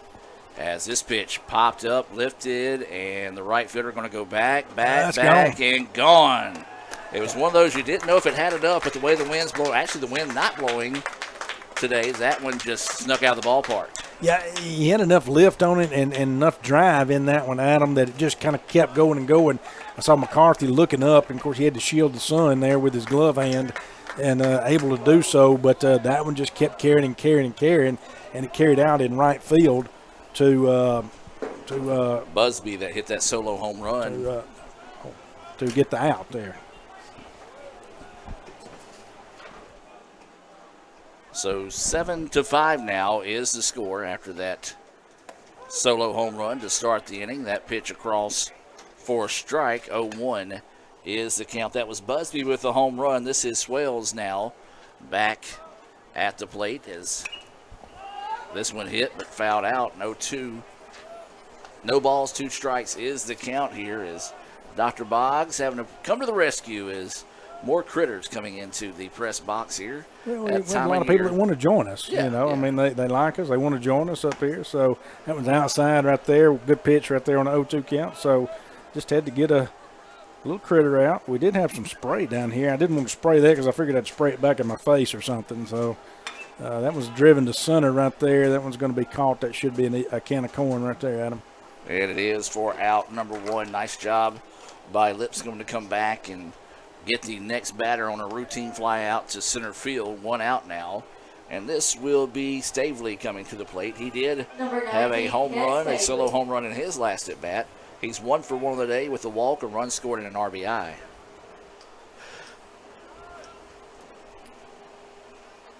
This one a grounder to second. He'll get it, toss it over for the out. Yeah. Good, good solid contact there right at the second baseman, right at Madden Butler. So, again, hate that, but they're, again, out number 2 for Etowamba, or for Hinds, and Etowamba's got 2 outs here, and that brings up McCrillis. I knew I looked out there, and I was looking at the home plate umpire and how this guy was towering over him, and I said, it's got to be that guy, 6'5" guy, McCrillis, so it is. That pitch outside for a ball. I know why you hesitate on that, because you look at him, you naturally think it's me. Because, we look like twins out there. Oh, wait, you said 6'5", not 5'6". I said 6'5", right, yeah 6'5". He's that dude. McCrillis has definitely got some height on him right there. I don't know if he played football at Hinds. He's ideal tight end size. I'm telling you, 6'5", right? He's got some height on him now. This pitch fouled back to him, 1-2 now is the count. They're in the top of the 7th in softball. ICC leading it 1-0. Trying to see if they can pick up an insurance run there to pick up the win in Game 1 in softball. Awaiting the 1-2 pitch here. And this one. Driven in the gap. Hit hard, hit deep, and it will go down for an extra base hit. That extra base hit being brought to you by the Orthopedic Institute of North Mississippi, and a big-time hit there as a 2-out double by McCrillis, his first hit of the day. Yeah, he just was sitting on that pitch right there and drove it into the gap right there, a stand-up double. So Hinds, after getting 2 outs now they got another runner in scoring position. Etowamba's still got a 7-5 lead, though. This is Maddox, who has walked twice in the contest. He will dig in. Looks at that first pitch, and it must have been up high for a ball. 1-0 is the count. Coach Andy Kirk checking in, and Coach Kirk, yes, is the answer. Coach Rick Collier sitting on career win 699. So if he can find a win this afternoon, he will collect his 700th win as head coach of the Indians. If we come back and lose this one, Andy, I'm blaming you, because I was trying to treating it like a no-hitter. I didn't really want to jinx us. Well, I was doing the same, but he waved through that one. Maddox did. That's quickly strike 2, 1-2. But Coach Kirk says, I got y'all. I ain't worried about it. This is it. Yes. I got y'all. The all-time winningest softball coach, believing in the all-time winningest baseball coach this afternoon. Yeah. 1-2 pitch. Chopped at, popped up, back and out of play. Will sit at 1-2. Early in the day here for SEC baseball, you've got Arkansas A&M tied up, top of the 5th, 4-4. Ole Miss down 3-1 in the top of the 2nd on South Carolina, which South Carolina got Game 1 last night. That's on right. Ole Miss. So big series here for the Rebs. I think they lost even their midweeker, Ralph. I know Ralph's hearing all this, and he's not very happy out there right now, but we'll see. Ole Miss still got plenty of ball left. He swings through that one for strike 3, big 3rd out. Big-time Renaissance Bank strikeout there to get the Indians out of the inning with minimum damage done. It was a solo home run off the bat of Busby. Makes it a 7-5 contest in favor of the Indians. Let's go check on some softball since they're there in the 7th and see if ICC can hang on to pick up the 1-0 win in Game 1 down in Raymond.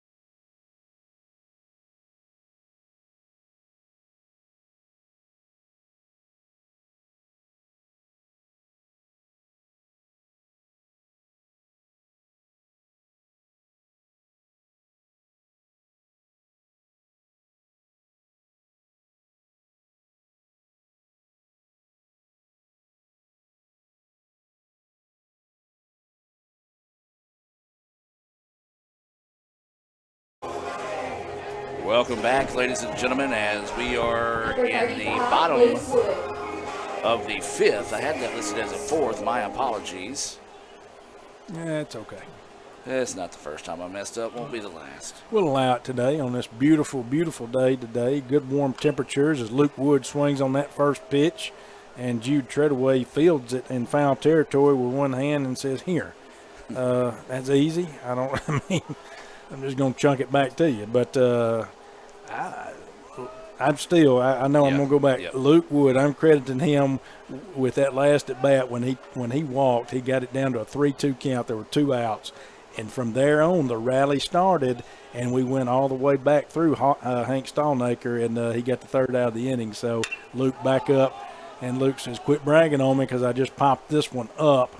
And Short's going to make a play on it. Nearly knifed away from him there at the last second, so that will go for an out. But, yeah, when we look back at the contest for sure, you have to go back and note that walk because it was a pitch he could have chased on but was very patient there to draw that walk and then open the floodgates as ICC scored 5 runs with 2 outs in that inning, and they're up now 7-5. Pitch slips across in there for a strike as we go back to the top of the lineup here in Jude Treadaway. He sparked that 2-out rally after the walk with a 2-run home run. As that pitch outside for a ball. And we've gone final in softball. ICC wins game 1 over Hinds by the final score of 1-0.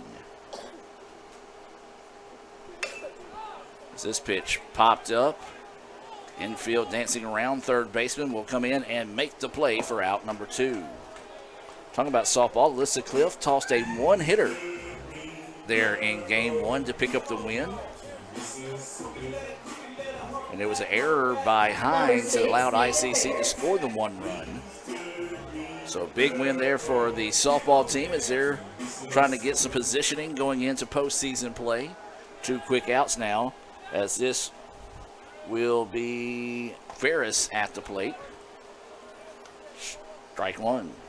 Yeah, most of the, we're talking about SEC, D1 ball, all that, NCAA, a lot of teams doing the Thursday, Friday, Saturday deal with it being Easter weekend as Ferris is going to chop that one foul. Rick Collier says, I'm going to make that play one-handed as well. I felt like I could do that one. Flips it back over. It quickly down 0-2.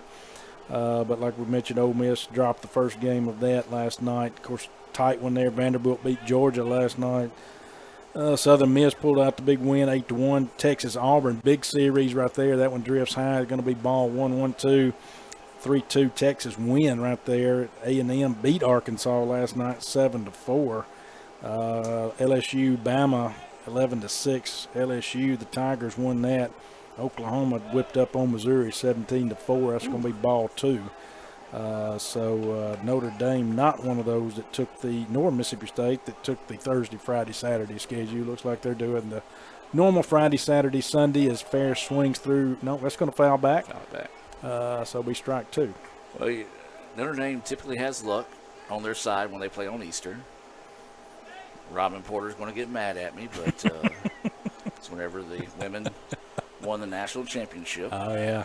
It's that pitch outside, and I believe Notre Dame had a big win over Tennessee when Tennessee was ranked number 1 in baseball in a series that went on Easter. On Easter weekend? So, just saying. Yeah, maybe that's the reason they kept that. Yes. They want to keep their series as a Friday, Saturday, Sunday. 3-2 pitch. Popped up. You can wish you had that one back. Yeah, I'm going to say that one was one that was teed up for him and teed off on it, but way ahead of that one. Count will stay 3-2. Yeah, way out in front and got too much under it because he saw it, and he just got excited. I think when he saw that pitch drifting up there, knew it was one. And but, no, I'm glad it went foul because it would have been a pop out to left field, but he's going to wish he had that one back. That's going to be strike 3 right there. ICC fans not liking that one. Thought it was low, but he did get ringed up for strike 3. We played 5. ICC up 7-5 here in game 1. We'll take a break and be back with more right after this. Join us for Chop Day at ICC on April 24th at Eaton Field for a day filled with great food, exciting football, and community fun. From 11 a.m. to 1 p.m., enjoy a variety of food trucks at the Crane Pavilion with the first 200 students eating for free. Then, starting at 6 p.m., Butch Lambert Stadium opens with a free kids zone, concessions, and Chick-fil-A available for purchase. At 6:30, catch the ICC football team scrimmage, followed by Chop Like It's Hot, an on-field dance party featuring DJ Cole from 7:30 to 9 p.m. That's Chop Day at Itawamba Community College, April 24th.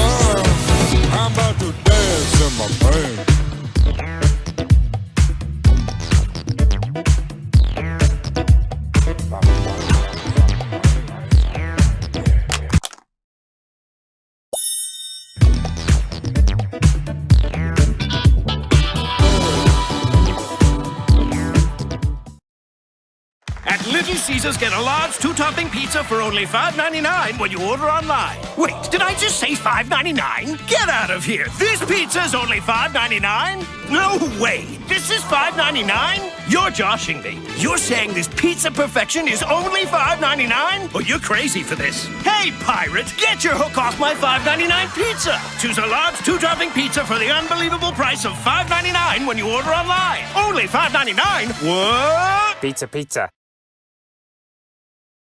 Guaranty Bank, formerly known as First American National Bank, is a proud supporter of ICC athletics. Visit gbtonline.com. Guaranty Bank, we're more than a bank, we're a community.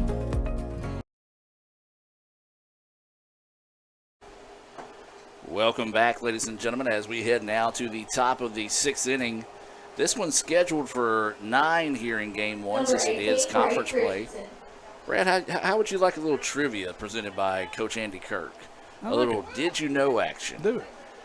So Hinds baseball coach Dan Reeves, his dad, as there's a shot off the bat to left field, and it's going to be over the head, so this will go for extra bases, and the base runner bumped into the first baseman, and it looks like he lost a shoe. Yeah, no, I think it might be a protective shield. Oh, yeah, protective shield. But it will go for a double. So let's go ahead and continue that. But Dan Reeves, his dad is legendary Delta State Hall of Fame men's basketball coach Steve Reeves. So a little bit. Did you know? Yeah, and I did not. I didn't know that either. I like that. I like hearing that stuff and kind of making those connections. As this pitch fouled back for strike one for us old folks, that would be the More You Know star flying over our head back on the NBC days. That's right. That's exactly right. There might be some kids out there like, oh, yeah, I saw that on TikTok. As that pitch fouled back for a strike. I believe that was Richardson that started the inning off with a double. It was, and he hit that one on the line, Adam, and sadly, Jarrett, his first step was in out there instead of back. And so still it was hit on the line, and it was going to probably get by over him anyway, but that made it even, which runner does not advance. That one kind of bounces out to the side right there. Stone, he keeps it in front. Anyway, got him a double out of that, so that was a hit.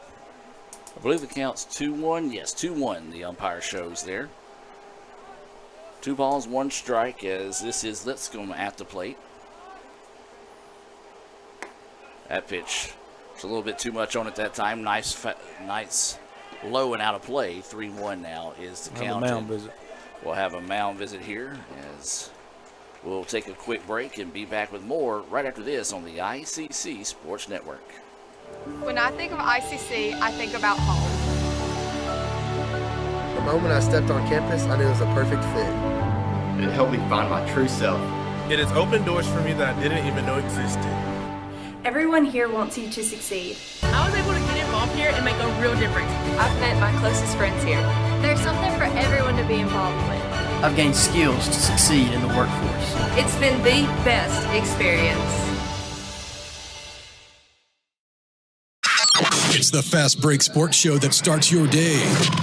Mississippi Sports Today, Tuesday through Friday at 9. And if you don't catch it at 9, the MST podcast is on wherever you listen with a team of hosts like no other. For the folks that are listening, I mean, yeah, there is egg salad, but Drew is bringing like a refrigerated, like a pack. So it's going to be refrigerated. Egg salad, 24-hour egg salad. We're dropping like flies. Join Craig and the guys for Mississippi Sports Today on Super Talk 1019.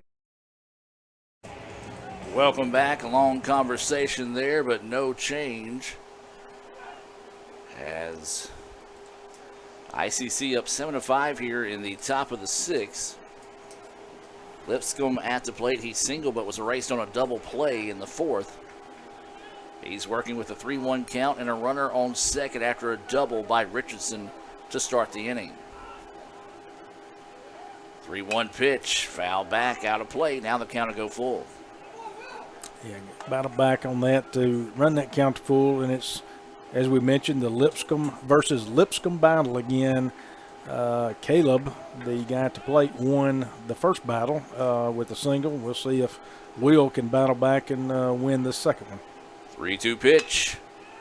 And this one popped up. Center fielder will jog over and make the play for out number one. Nice job coming back after falling behind in that count and winning the battle there, as you said, Brad. Yeah, and not deep enough for the runner to tag at second either, because the center fielder had to come in to make the catch, so not near deep enough for a tag right there. Holds the runner at second, one out. Brad, one thing that is going on this weekend we have not mentioned is WrestleMania weekend. Oh. The reason why I say that, I've got buddies blowing up my phone right now about the Hall of Fame going on. Okay. Is that pitch in there for a strike? Brad, we should remodel our Hall of Fame here at ICC. Yeah. And do it what the WWE does, and they pretty much just invite people to talk. Don't give them any limits. Just let them talk. And just continue to talk. Yeah, just continue to talk. I like that. Oh. It's that pitch missing outside. 1-1 is the count. Could you imagine us giving you a microphone saying, Brad, no limits, no time limit, whatever you want to talk about, talk it up. I really don't think that Dr. Allen would like that very much. I don't think he would either. either. I don't think he would like that. But it might be enjoyable for me as he swings through an outside pitch right there, strike two. I'd come back out on him right there again. He almost waved at one, and then he waved at that one. But, yeah, it'd be fun for me, if I didn't have any limitations. I could enjoy that.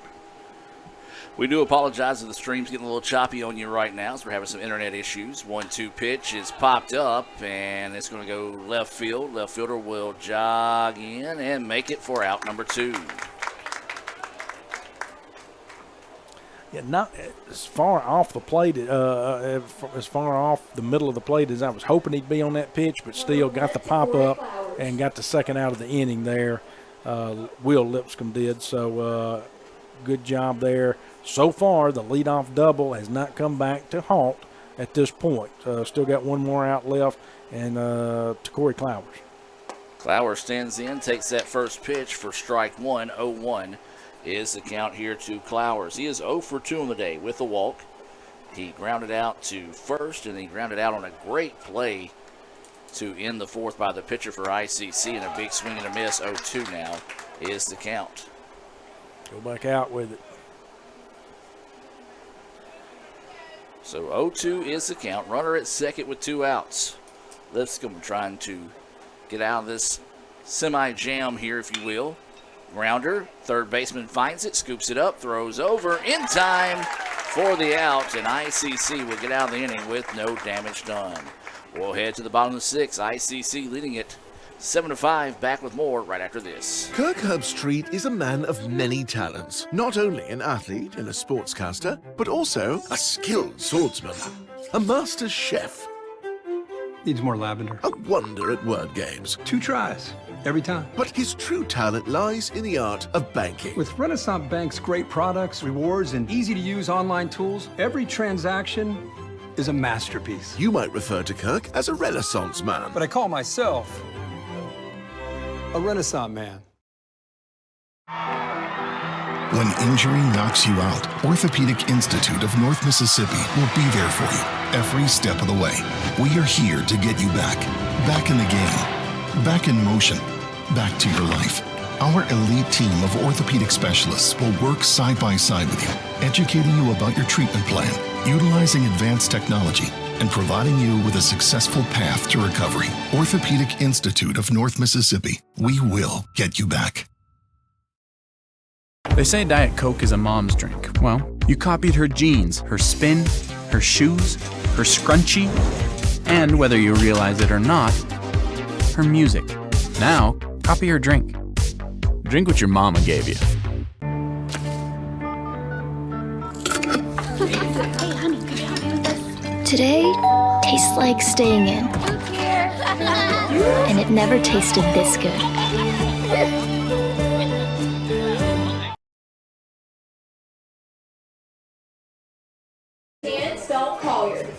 Welcome back, ladies and gentlemen, as we head now to the bottom of the 6th inning. Stone Collier will start us off here. Collier, Butler, and McCarthy. As ICC leading at 7-5 here in game 1 as that pitch across for a strike.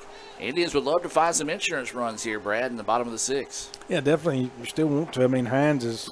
I mean, they got fight in them, and they're not going away. You only got a 2-run lead, and I say only. Any lead's going to get you the win, but nothing's secure at this point because, as you mentioned, we're just in the bottom of the 6th. Still some baseball left to be played here. Stone takes ball 2 right there, 2-1 count.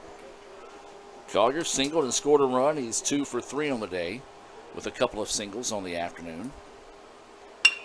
There's a hit. Shortstop will wait on it. Gets it. Throw over is in time for out number 1. Thought for a second the way he kind of left his hand, it might have overthrown the first baseman, but had a quick knife back down for out number 1. Number 17, Matt Butler. So 6-3 on the putout, and this will bring Butler to the plate for ICC. He had an RBI single his last at bat. He is 1 for 3 with a strikeout.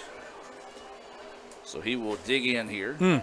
That pitch just a bit outside.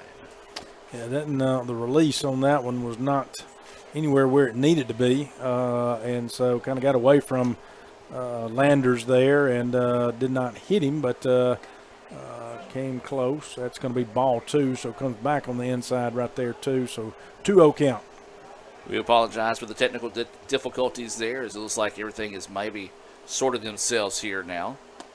So that pitch across for a strike, 2-1.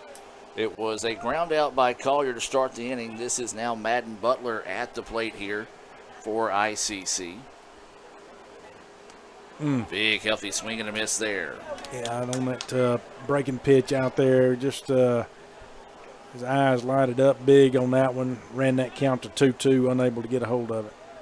So 2 balls, 2 strikes, 1 out, nobody on here for the Indians. Pitch on its way. That's going to be ripped, and that was going to go for a hit. It should be for extra bases. Yeah, his timing was better on that one, and he waited. He had that weight back on that hit right there, on that breaking pitch right there, and drove it down the third base line right there, line shot. I'll say credit out there to the left fielder too, though. He had to dive for that ball out there just to stop it from getting to the fence. Butler still ended up with a stand-up double out there, but left fielder out there in Clowers, that's how much heat was on that ball going out there. That left fielder dove for it to keep it from going out into the corner, which could have been a triple. That extra base hit being brought to you by the Orthopedic Institute of North Mississippi. They're helping you get back in the game. You can find out how by visiting OINMS. Trouble, yes, that's going to be driven over the that's right going to be fielder. over the head. They're going to drive Butler in. It should. They're going to relay, up the line. The relay was up the line. Butler stayed in enough. Butler stayed in enough to where he was able to get in. Run scored. That's going to be a double right there. That's a clean hit. So back-to-back doubles by the Indians. That's an RBI on that last one, as you said. A little interesting on the play at home, though. So basically trading places there, and ICC tacks on another run with their 10th hit of the contest. Back-to-back doubles by ICC now, and there's one of those insurance runs we were talking about, Brad. Most definitely. They needed it. 1 out there, 8-5, like you mentioned. Still another runner in scoring position with Bryce Glenn. You got to be careful with those throws up the line right there. If you're the runner coming in, you can't jump out. You can't get out of the lane right there. So you've got to stay in. Butler did a good job. McCarthy did a good job of that. I'm sorry, Butler. McCarthy on the hit did a great job with that. I'll get it right in a minute, and was able to still score. and to stay in. Butler got the run scored on that, so an RBI there for McCarthy. This is Bryce Glenn at the plate. He was hit by a pitch that drove in a run in his last at bat, so he is 0 for 2 on the day. 1-1 is the count. Runner at second. Staring him down, now will deliver. That pitch gets away, and the runner will head to third. Easily. Good job by McCarthy watching the pitch. The pitch got down in the turf, and it went behind the catcher back there in Swales, so it ended up bouncing behind him. With McCarthy's secondary lead, when he took that secondary lead after the pitch there, he was out far enough where he was able to go ahead and advance and take third. 90 feet away, now fly ball out in the outfield, could drive in a run. Infield's playing in for Hinds. So 2-1 is the count. That's going to hit him. Dead ball. Yeah, dead ball there. So Indians will now have runners on the corners, and that's the second time that Glenn has been hit by a pitch today, and that is the 5th hit batter of the day issued by Hinds. Yeah, and looking back, their pitching was solid there for a while, Adam, and it really was. They had a hit by pitch in the top of the third, but after that, it's just kind of fallen off where they've had difficulties with the strike zone. It's just kind of like our roles have reversed between us and them thus far. So good for Etowah if you're an Etowah fan. Bad if you're a Hinds fan, as that's going to be strike one, right there on the outside to Jarrett Morris. First and third situation, only one out. 5 hit batters on the day for Hinds. Well, that's how many they've hit today, I should say. They've only walked 2. Snap throw over to first is not in time. 0-1 is the count here to Jarrett Morris.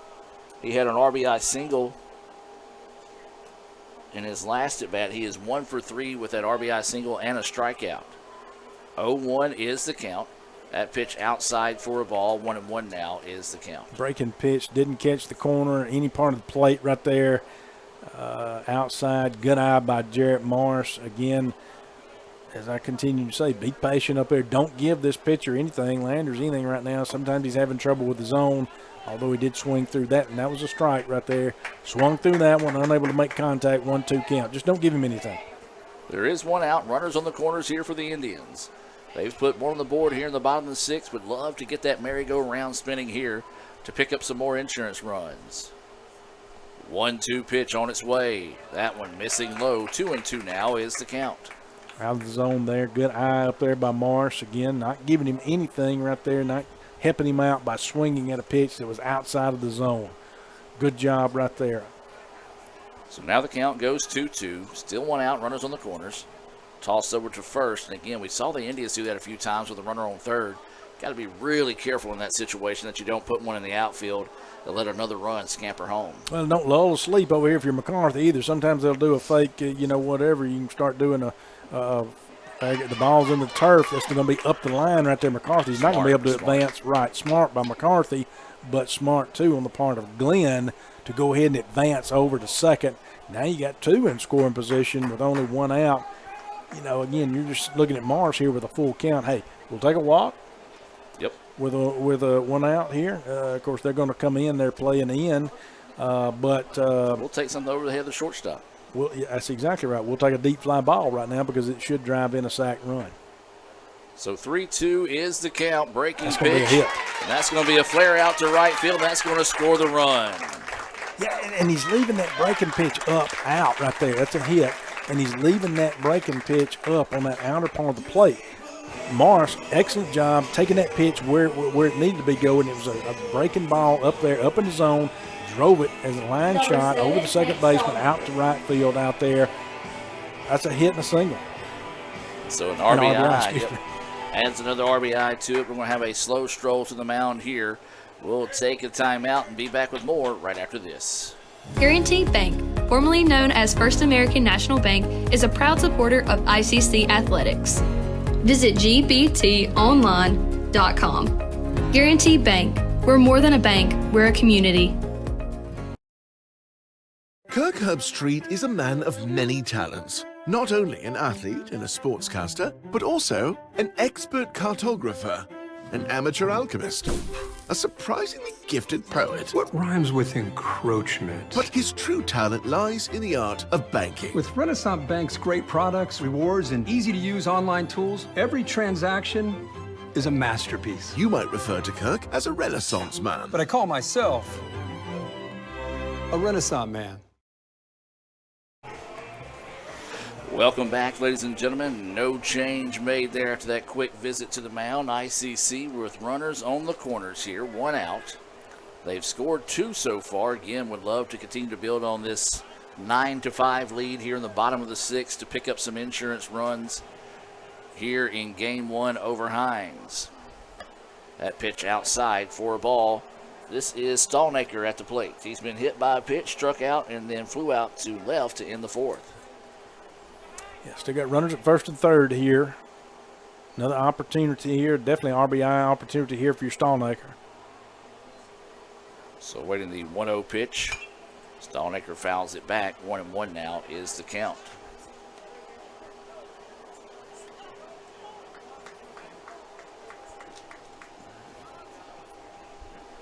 Nine to 5 lead. Etowamba bats heated up. Bottom of the 3rd. Able to put some runs on the board, cut into a lead, and then just take the lead for good so far. As that breaking pitch is going to be left high right there. Good eye on the part of Stallnaker. Ball 2. 2-1 now is the count. Runners on the corners for the Indians. 1 out here. We're in the bottom of the 6th. ICC has added 2. Would love to pick up some more here with the runner at 3rd. Ball in the dirt. 3-1 now goes the count. Again, we've been saying it for several innings now. We know those pitchers for Hinds right now on the mound, things just having a little trouble at times, finding the zone. Don't give them anything. You got a 3-1 count for Stallnaker here. It's got to be that perfect pitch. So 3-1 pitch coming. It was, and he drove it. That's going to be a hit. Down the line, and this is going to score some runs for the Indians. 1 run will score, and they're going to ask, nope, they're going to hold him at 3rd, and that's going to be a double for Stallnaker. Yeah, he turned on that pitch. That was his pitch. That's what he was looking for. He got the bat head out there in plenty of time, swung on it, drove it down the line. First baseman dove forward at him, unable to get it. That's a good hit right there in the RBI. 10-5 now is the score. ICC 3 on the board. Runners on 2nd and 3rd now. Still only 1 out in the inning, so another big inning here, Brad, for the Indians. Yeah, another big inning, putting 3 on the board so far here. Again, like you said, only 1 out. Now you still got opportunities with runners at 2nd, 3rd. Hinds bringing the infield in again with runners at 2nd and 3rd for Etowamba. Choosing not to play your 2nd and 3rd at double play. Well, no, never mind. You don't have the force. So they did it a while ago when you had the bases loaded and they've had the 1st and 3rd, and they still brought your 2nd and short in. But here, Luke got under that one. Not happy about it. Everybody calling everybody off. The first baseman came in, 2nd baseman came in, the shortstop eventually got it. That's Short's ball. If he calls it, it's his ball. He's the guy out there, so if Short calls it, that's his to take. So Luke Wood popping that one up, an opportunity missed on his end right there for an RBI. So now you have 2 outs. 2 outs, runners at 2nd and 3rd. And we're back to the top of the lineup here in Jude Treadaway. He had a 2-run home run a couple of at-bats ago. Listen to that pitch, and it nips the edge for a strike. And to get a few oohs and ahs out of the ICC faithful. He is 1 for 3 on the day with a walk and a 2-run home run. As he chops at that one, it goes foul. 0-2 now is the count. Yeah, 10-5 lead. ICC's put 3 now up on the board here in this inning. 12 hits now for Etowamba. Climbing back to the top of that to Hinds, 8 hits. So 0-2 is the count. Indians trying to spark a 2-out rally here. There's going to be a flare out to left. It's going to score 1. 2. Now they're going to ask 2 to score, and he will, and that will go for a double for the Indians. Yeah, well placed right there. Again, just dropped it over 3rd base right there, just out in left field. Left-hander right there, Jude Treadaway dropping that down out there. 2 runs scored. Nothing Clowers could do about that but just try to chase over and get it, because they were playing Jude more toward the pull side, and definitely not to drop that one right over third base. So good hit on Jude's side right there, and placing that ball to get 2 RBIs. Second hit of the day for Jude, 4th RBI of the afternoon. As that pitch missing low, as this will be Nathan Ferris at the plate. Indians put another 5 spot on the board. They did that in the 4th. The Indians coming up clutch here, as we said, wanting to pick up some insurance runs in the bottom 6, and they've done just that.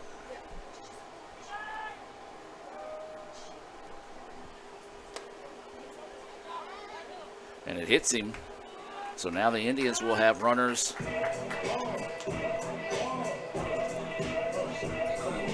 And so now with 2 outs, runners on first and second, this will be Stone Collier to the plate, but yeah, they're going to make a trip to the mound here. I'm probably going to say they're swapping pitchers here at this time. Hasn't made a motion out there yet, but, well, yeah, they did. Pitchers coming in.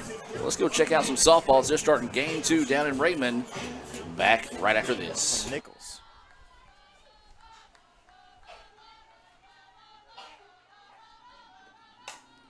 That was put and chopped down the line, just barely fair. She will go 2 and tagged out, as that was a mistake on the base running there from Lakeland Nichols.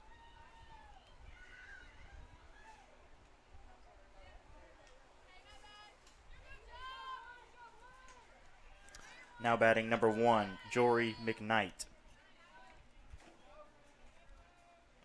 As McKnight will take her place at the plate with 1 out after a base running mistake there. That one slapped over to LaPera. Her throw to first. Good play by Smith. Able to reach down and grab it for out number 2. Up to the plate for the Indians, number 19, A.B. Marler.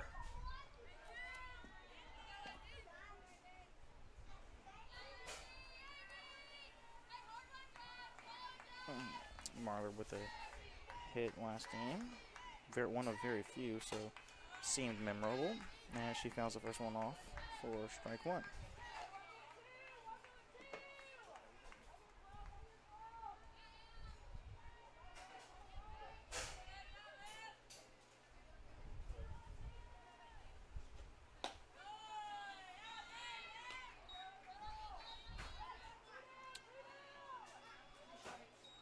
Strike 2 there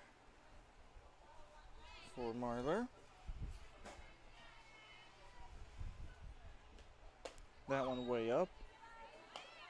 Vic Nair just lets one rise.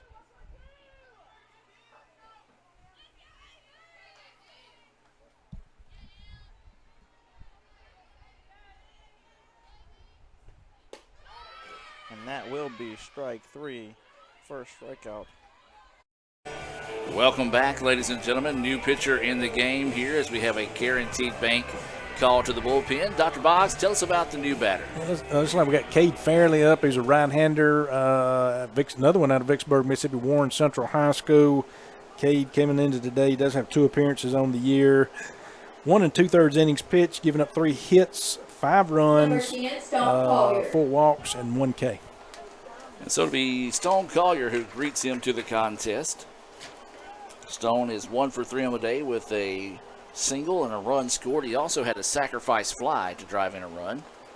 As Ball that first pitch gets away, and actually looks like it kind of bounced off the home plate umpire as runners will advance. Yeah, now you got the another run. You got the runners at second, third run. Easily could score here. Anything down in the outfield definitely could possibly score 2. Giving the catcher time, I think. Did that hit off him? Actually, I think it came back and kind of caught the home plate umpire. Kind of looked, it might have been a little bit below the mass, maybe in that chest area. And we said it's the last game he called. He took some pretty nasty hits there, and that one snuck up and got him as well. So hopefully he'll be okay as you see his partners come in and talk to him. Basically just taking a moment to kind of catch his breath there. You know, Stone being a catcher, he'll take his time to get back in the batter's box in this situation. And so good to see that the home plate umpire able to walk that one off. As we said, it's been tough for him this year, especially I don't know about any other games he's called, but when he comes here, he's taken a couple of licks, and that's one over his head. Potentially. good speed, got to run in. Lunch run there by the Indians. Yeah, because now easily the reason I say that was close because the ball was so high it bounced off the backstop so far that we were able to. The Hinds was able to field it, make it a close play at home. Had you not had the speed of Jude Treadaway right there, that run wouldn't have scored. Now it's a 13-5 ball game here. Still got another run 90 feet away and Stone up here. With two balls, no strikes. So as Brad mentioned, 2 balls, no strikes. Both runners advance on that wild pitch. As that pitch across for a strike. 2-1 now is the count. 2 balls, 1 strike, and 2 outs. Collier chases a high pitch there. 2-2 now is the count.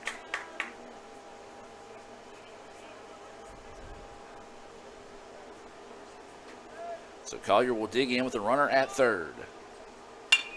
Hits that one, shortstop. Tries to backhand it, but can't find it, and ICC will score the run.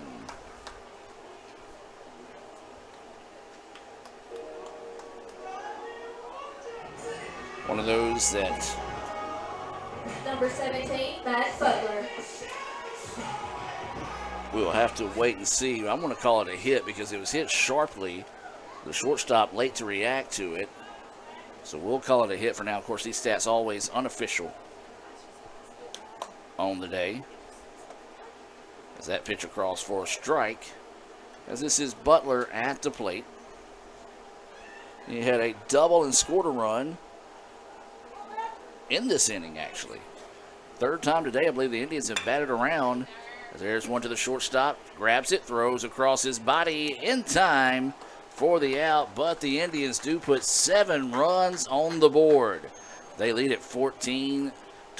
We'll take a break and come back to the top of the 7th right after this on the ICC Sports Network. Another great Saturday of college football. You're always pushing yourself. There's no time to rest. You keep moving forward. The only thing better than your last accomplishment is your next. What's next? What's next? What's next? So, Allie, what's next? I guess we'll see. Find a bank that's as excited about your future as you are. A bank that asks, what's next? Renaissance Bank. Understanding you. At Little Caesars, get a large 2-topping pizza for only $5.99 when you order online. Wait, did I just say $5.99? Get out of here! This pizza's only $5.99? No way! This is $5.99? You're joshing me. You're saying this pizza perfection is only $5.99? Well, you're crazy for this. Hey, pirate, get your hook off my $5.99 pizza. Choose a large 2-topping pizza for the unbelievable price of $5.99 when you order online. Only $5.99? What? Pizza, pizza. It's the Fast Break Sports Show that starts your day. Mississippi Sports Today, Tuesday through Friday at 9. And if you don't catch it at 9, the MST podcast is on wherever you listen. With a team of hosts like no other. For the folks that are listening, I mean, yeah, there is egg salad, but Drew is bringing like a refrigerated, like a pack. So it's going to be refrigerated. Egg salad, yeah. 24-hour egg salad. Yeah. We're dropping like flies. Join Craig and the guys for Mississippi Sports Today on Super Talk 1019. Guaranty Bank, formerly known as First American National Bank, is a proud supporter of ICC athletics. Visit gbtonline.com. Guaranty Bank, we're more than a bank, we're a community.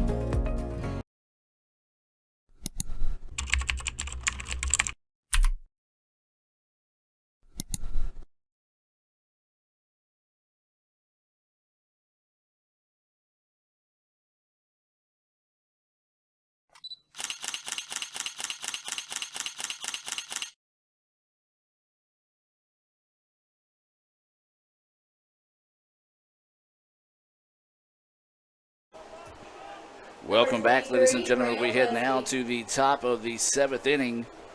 It'll be Busby, Swales, and Stavely scheduled up here. ICC up in this one, 14-5 here in the top of the 7th. Lipscomb staying on the hill here. That pitch inside for a ball. Well, Will has pitched well. He came in after 3 2/3 innings by Everett Thompson.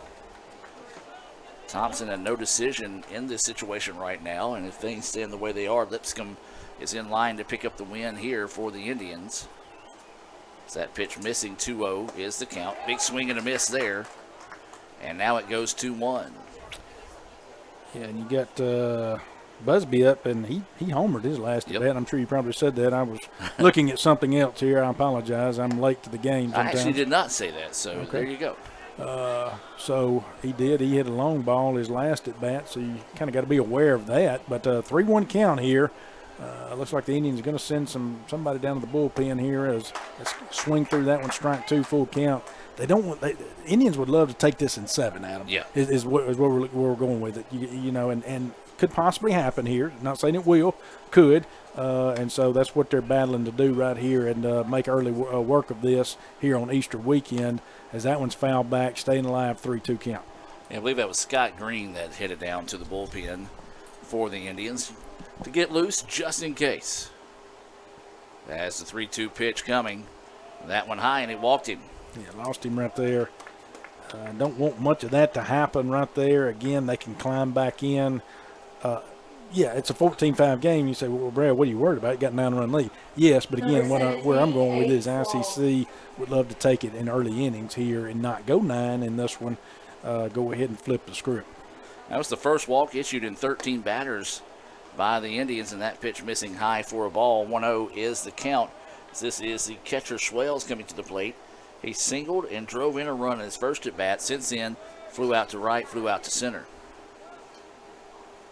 1-0 pitch. Hit him. Well, not what you wanted right there. Not what you're looking for in this situation. As we said, ICC had done well. 13 straight batters, hadn't walked, and that's been a big issue for ICC this season, is giving up those free passes. And that is the second batter hit today. 8th free pass to the bags. And so now runners at second and first. No outs here. We're in the top of the 7th inning. ICC up 14-5. As this will be Stavely coming to the plate. Bringing out some baseballs and have a little break in the action here.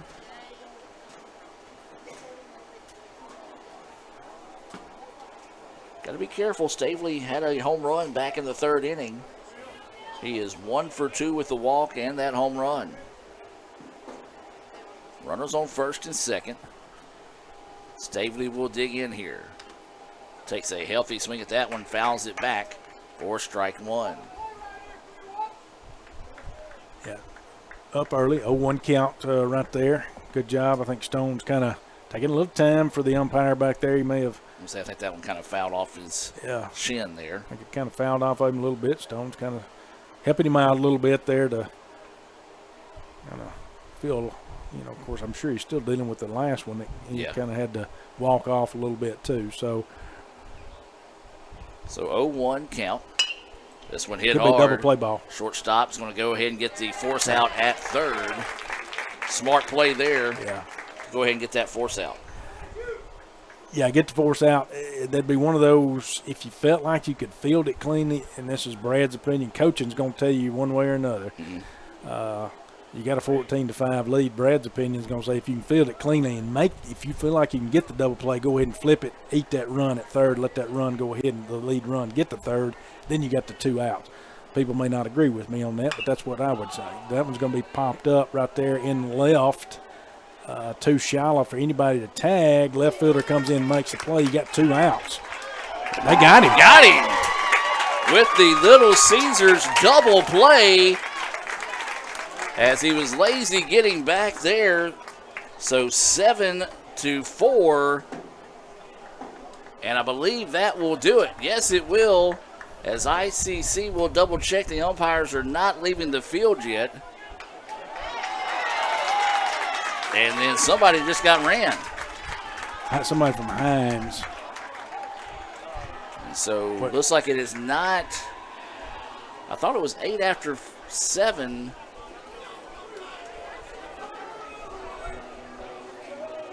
Well, I don't know. I don't know. So we'll keep it here after seeing what's to take place here, but apparently the run rule is not in play right now. Me and you struggle with this all year. I mean, we do. Number one, I can't remember. Is it? It must be Tim, because I thought it was 8 after 7. I thought it was too, because I don't think they play with the same rules every time, to be honest with you. So there was a player for Hinds ejected after that Little Caesars double play. Did not see who that was in that case. If I'm having to guess, though, I'm guessing it might be the catcher. So it was Swales that was ejected, and the new catcher is going to be R.J. Brown. R.J. Brown coming in to catch here after Swales was asked to leave the ball game. So 33, R.J. Brown, a redshirt freshman out of Rushton, Louisiana, will come in and catch in this situation. Well, I confirmed Dr. K says it's 10 after 7. 10 after 7. Boo. That's all I got to say to that rule. If you would have said Minga, I would have questioned it. But since you said Dr. Case, I'm not going to question the good doctor. Both of you are the good doctors. He's the good one. I'm just here. Obviously, I can't keep it straight in my head. What's going on? You would think a SID would know that as well, but no.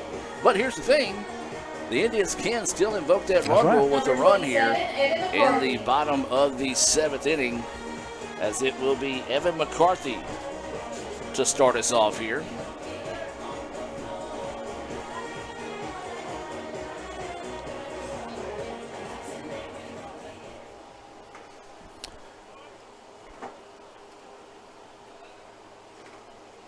And still on the mound is going to be Fairley. So he will dig in here. That pitch across for a strike.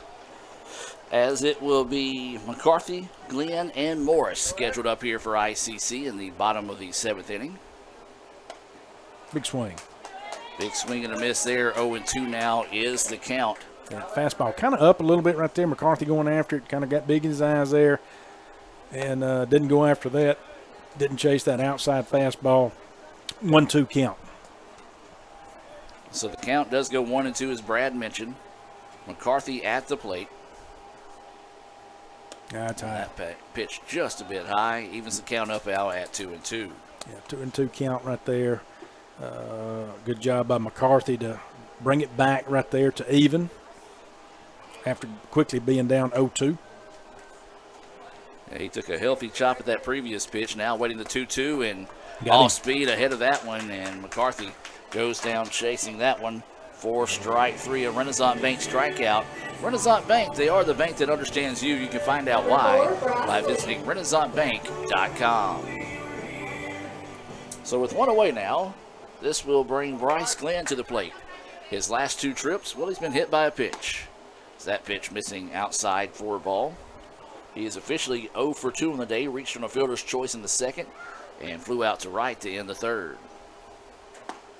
That pitch in there for a strike. 1-1 now is the count.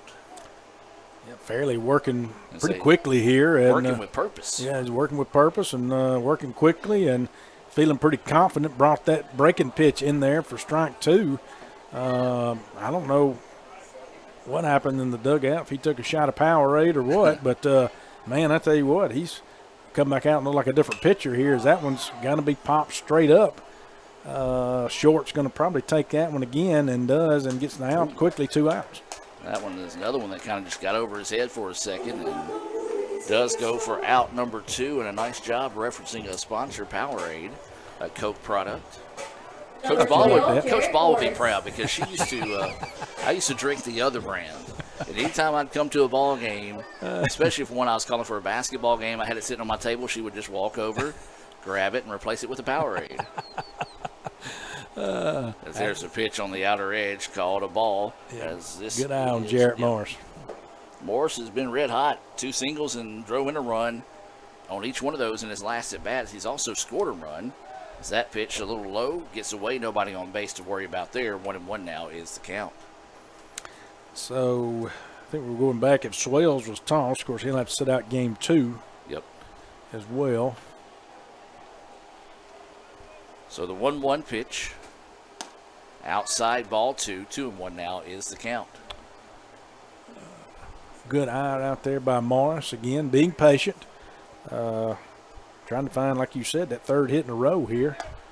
Took that pitch right there. That would have been a good one to chow down on, but it was a 3-0 count. Had the red light. So waiting the pitch here. That's a Ripped, hit. and it's a fair ball. No. Oh, my Lord. He jumped and had to turn his back to the play. The ball clearly leaped over the bag, and a tough break there. The umpire talking to Coach Collier, and if I'm Coach Collier, I tell him to ask the home plate umpire, as he jumped and turned his back to the play, if this wasn't a 14-5 contest, you might get a little bit more of an argument out of Rick on that one. 3-2. And, of course, that's what happens whenever you get a break going against you in that one, as that was clearly a fair ball but called foul. Coach Collier is going to have a conversation with the umpire over at third, but as I said, kind of a calm conversation. We'll be back with more right after this. Another great Saturday of college football. You're always pushing yourself. There's no time to rest. You keep moving forward. The only thing better than your last accomplishment is your next. What's next? What's next? What's next? So, Allie, what's next? I guess we'll see. Find a bank that's as excited about your future as you are. A bank that asks, what's next? Renaissance Bank. Understanding you. Join us for Chop Day at ICC on April 24th at Eaton Field for a day filled with great food, exciting football, and community fun. From 11 a.m. to 1 p.m., enjoy a variety of food trucks at the Crane Pavilion with the first 200 students eating for free. Then, starting at 6 p.m., Butch Lambert Stadium opens with a free kids zone, concessions, and Chick-fil-A available for purchase. At 6:30, catch the ICC football team scrimmage, followed by Chop Like It's Hot, an on-field dance party featuring DJ Cole from 7:30 to 9 p.m. That's Chop Day at Itawamba Community College, April 24th. When injury knocks you out, Orthopedic Institute of North Mississippi will be there for you every step of the way. We are here to get you back in the game, back in motion, back to your life.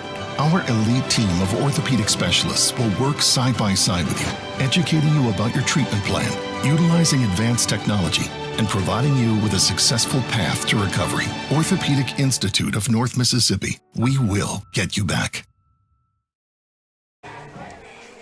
Welcome back, ladies and gentlemen, as we head now to the 8th inning. ICC up in this one 14-5. A Little Caesars double play on a shallow fly ball to left field into the inning, and resulting in the ejection of the catcher Swales after a few words on the call. But it will be the 9-1-2 batters due up here. Diego Maddox, and then back to the top of the lineup in Richardson and Lipscomb, as that's going to be a foul ball for strike one. Yeah, inside part of the plate there, chopped it foul toward the Indian dugout. Lipscomb quickly ahead 0-1. That pitch outside, missing for a ball. 1-1 is the count. Looked like Green is ready if needed after taking some warm-up tosses in that previous inning. 1-1 pitch here. That one's in there for a strike. 1-2 now is the count here to Maddox. He is 0 from 1 the day with a pair of walks. He has scored a run. He struck out swinging in his last at bat. Lifts this one, could be trouble, and it will drop. And a nice job reeling that one in, and they're going to hold him to a single to quickly get that one back in. Yeah, a good job by Morris out there in left field to cut that one off, though, and hold it to a single, because easily could have been flipped around for a double, but good job right there to cut it off and hold him to a single. So now with a runner at first, still no outs here. This is going to be Richardson, who doubled in his last at bat. He tried to do more than a double with that one, swinging and a miss. A healthy chop there for strike one. 0-1 is the count. He is 1 for 2 on the day. Struck out in his first appearance to end the third. Swing and a miss on that one. 0-2 now is the count. Yeah, quickly ahead, 0-2 if you're Will Lipscomb here on Richardson. So, again, not anything close really in the strike zone. Good pitch. And there is strike 3. He painted that corner out there because I was saying not anything close. And, man, that dude painted that corner, and I think Richardson just wasn't expecting that and froze him 3 pitches right there and got a K. That is his 4th Renaissance Bank strikeout of the game. That is the first out of the inning, runner at first. And this will be Caleb Lipscomb coming to the plate. He is 1 for 4 on the day. Single, but was erased on a Little Caesars double play in the 4th. Struck out swinging in the 2nd. Flew out to center in his most recent at-bat and started the day on a nice play on a jumping line out to the second baseman in what feels to be almost 4 hours ago. Hey, 3 hours. It's getting close to 3 hours. Getting close. At first pitch high for a ball, 1-0 is the count. That Guaranteed Bank opening pitch coming your way at 1:59 this afternoon, currently 4:34. Unreal. Big healthy swing and a miss there. 1-1 now is the count. Again, we appreciate everyone that's tuned in here. We do apologize for the earlier issues with the internet. 1-1 is the count. That pitch missing low. 2-1 now. The count. Good crowd out today, though, Brad. Yeah, it's a real good crowd. Again, Good Friday. Today is Good Friday. I know a lot of folks had the day off. So good time to get out and catch a little baseball as that one is smoked down the line. That one is a home out of run. here. Yeah. A 2-run bomb as that one just absolutely tattooed off the bat of Lipscomb. He won the third battle. Yeah, I was going to say, it's been going back and forth on that one. A 2-run home run as now makes it a 14-7 contest. And, Brad, that was just one of those. He knew what was coming, saw what was coming, and just swung for the fences as that was a line drive home run. Yeah, it wasn't a towering shot or anything. That one was hit on the lines. It got out pretty quick right out there and kind of in the pines and shot a left out there around the 330 mark. So I'd say 335 or so as that one's over the head right there. Now we're getting a little lackadaisical here on the mound going back our way where, as I mentioned previously, Fairley came out last inning with purpose and did better on the mound. Now it seems like ICC's getting a little lackadaisical, but that one's grounded to short, gonna out. Nice job there, 6-3 on the putout of Brythoff for the second out of the inning now. A nice recovery after giving up that 2-run home run. And now this will be Clowers coming to the plate. Number 1 to Corey Clowers. So Clowers will dig in with 2 outs. Nobody on, thanks to that 2-run home run by Caleb Lipscomb. One of those home runs that Coach Andy Kirk likes to say is the perfectly hit home run as it was hit on the line. As this one's carrying back to the deepest part of the ballpark to the warning track, but reeled in for the out. So a nice job getting 2 quick outs after giving up that 2-run bomb there in the top of the 8th. 14-7 ICC with the lead. We'll take a break and be back with more right after this. Join us for Chop Day at ICC on April 24th at Eaton Field for a day filled with great food, exciting football, and community fun. From 11 a.m. to 1 p.m., enjoy a variety of food trucks at the Crane Pavilion with the first 200 students eating for free. Then, starting at 6 p.m., Butch Lambert Stadium opens with a free kids zone, concessions, and Chick-fil-A available for purchase. At 6:30, catch the ICC football team scrimmage, followed by Chop Like It's Hot, an on-field dance party featuring DJ Cole from 7:30 to 9 p.m. That's Chop Day at Itawamba Community College, April 24th.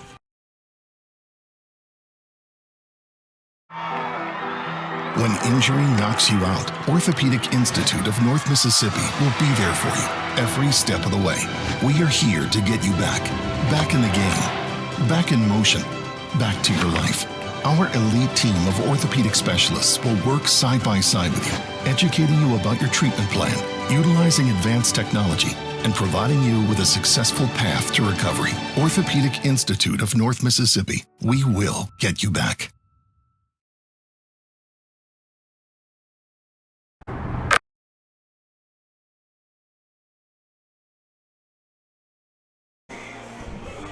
Welcome back. I'm so confused right now.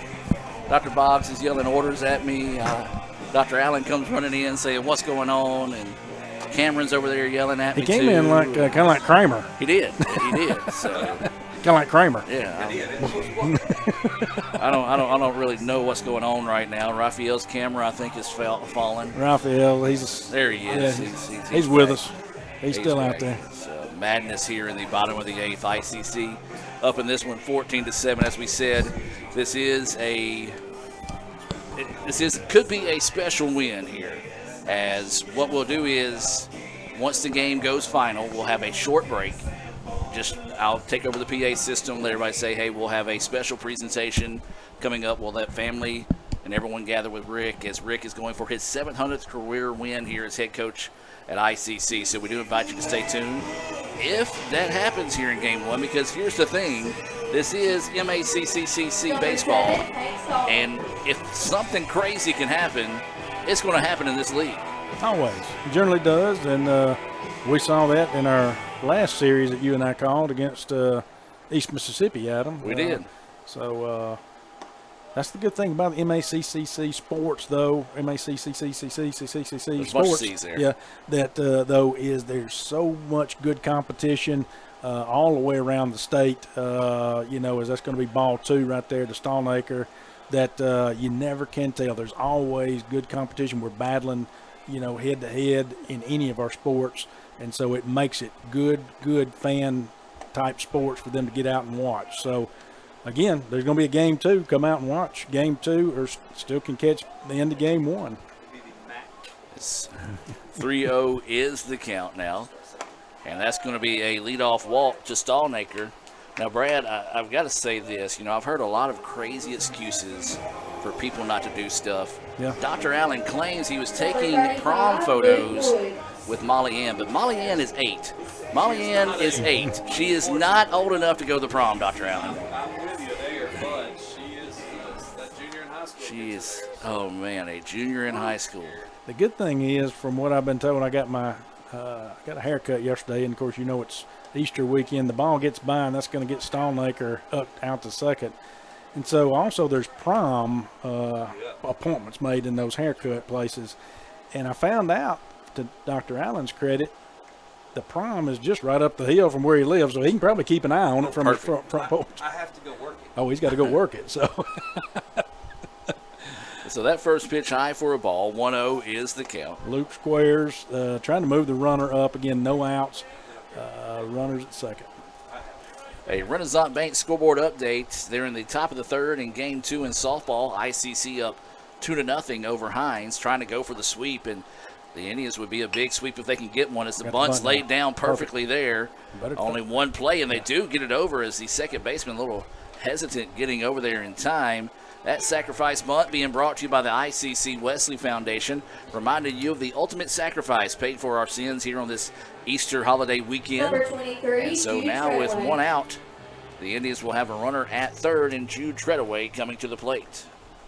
Yeah, your second baseman was just a little tardy getting over, because your first baseman's got a charge on those bunts when you bunt it down the first base line right there. So second baseman a little tardy there, but got there, got the out, brings your infield back in again here defensively for Hinds. Runner at 3rd. They're trying to keep that run from scoring over there. Looking for the non-traditional, as you call it, Adam Gore, that double play there, home to first. That pitch high for a ball. 1-1 is the count. Jude has got 2 hits on the day and 4 RBIs. Would love to add to that total here with a base hit. 1-1 is the count with 1 out and a runner at 3rd for the Indians. They're up 14-7 here in the bottom of the 8th. Pitch high for a ball. 2-1 now is the count. Again, we do invite you, if ICC does hold on to this lead and pick up the win here in game 1, we'll have a brief break and then have a special presentation at home plate for Coach Rick Collier, picking up his 700th win as a head coach. As this one is tattooed and foul. Tough break there as that one on a rope by Jude, and he has had a hot battle the last 3 at-bats. Just couldn't keep that one in line. Yeah, he's seeing the ball well up there right now. Got that getting the bat out in front right there pretty good on these balls. Driving them, as we will see there. Of course, he did drop that other one, that previous one, just over third base over there from that left-handed standpoint, dropped it over third, but drove that home run past the 365 sign earlier in the game as he put a charge in that one. Deep to right field. Right fielder's going to go back, dancing around, and will squeeze it. It's going to be a sack. But it will be deep enough for the sacrifice fly and add another run to the board for the Indians. That sacrifice fly being brought to you by the ICC Baptist Student Union, again reminding you of the ultimate sacrifice paid for our sins. That is the ICC. BSU as ICC now takes a 15-7 lead with 2 outs here in the bottom of the 8th inning, and this will be Nathan Ferris coming to the dish. 5 RBIs right there, I think, on the day, if I'm right, for Jude Treadaway. So big day right there. He's driven in 5 of the 15 here. Just alone by himself as Ferris takes strike 1. So 0-1 is the count. That pitch goes high for a ball. 1-1 now is the count here to Nathan Ferris. He walked in his last at bat, struck out, singled, had a sacrifice fly, and flew out to center. Yeah, after the first 2 innings, Adam, as you can see there, that Ferris puts a charge in that one. Deep here, and it's got a chance. It is. It's gone. Out of here. A solo home run off the bat of Nathan Ferris. And the Indians stretching this one out here down the stretch now, up 16-7. And a big-time shot there off the bat of Ferris. Yeah, and like we said, the bats have gotten hot. And that's what I was alluding to, is he hit that. First 2 innings, no, they weren't. But, I mean, you look at the scoreboard and tell, 2, 5, 7, 2, 15 hits here, probably 6. We've done a good job after those first 2 innings of settling down, going to the plate, being aggressive, waiting on our pitch, swinging at the ones that we needed to, and driving those pitches, getting some home runs on the day, too, as well. So that was a solo shot there, and now Stone Collier will come to the dish. Swings on the first one, pops it up, back and out of play for strike 1. Oh, that did not sound good. Was that your car? I got insurance. Okay, just the roof. Maybe it was the roof off the hitting cage over there. Collier puts a bat on this one, flares it out of play. That was too short for a car out there. It was right in between, then went in the ditch. So quickly down 0-2, Stone is. Bases are cleared from that home run from Ferris and from that sac fly from Jude Treadaway. Got 2 extra runs in this inning. 9-run lead for Etowamba. 0-2 pitch. Stone fouls that one back and out of play. And we'll sit at 0-2 once again. Stone's on it right now. Like I say, he's just missing it right there with his swing. Give him a couple more of these. He may knock the long ball and finish this game out. So waiting the 0-2 pitch here. That one outside for a ball. 1-2 now is the count. Yeah, didn't get him chasing that long outside pitch right there. Not a bad pitch, though, on the part of Fairley. Couldn't get Stone to chase. Collier rips that one but pulls it foul. We'll sit at 1-2 once again. We're in the bottom of the 8th inning. ICC up 16-7 here in Game 1 over Hinds. Again, appreciate everyone watching. A special hello to those that are watching in favor of Hinds this afternoon. We invite you to stay tuned for Game 2. As that pitch missing low and outside for a ball. 2-2 now is the count. They're in the bottom of the 3rd. ICC still up 2-0 in softball in Game 2 at Hinds. Got him. And there's this, nope. They're going to say he did swing and miss and then applied the tag, and that will end the inning. We're ahead to the 9th. ICC 3 outs away from recording win number 700 for Coach Rick Collier. We'll see if they can find it as we'll take a break and be back with more right after this here on the ICC Sports Network. Another great Saturday of college football. You're always pushing yourself. There's no time to rest. You keep moving forward. The only thing better than your last accomplishment is your next. What's next? What's next? What's next? So, Allie, what's next? I guess we'll see. Find a bank that's as excited about your future as you are. A bank that asks, what's next? Renaissance Bank. Understanding you. Keep watching. Okay, where's the remote? Ugh, it's under her arm. I'm gonna go for it.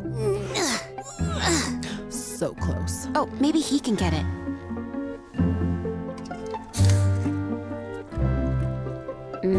Guess not. I mean, can you blame him? We're delicious. Delicious and sugar-free. Delicious and caffeine-free. Yep. Anyway, about that remote.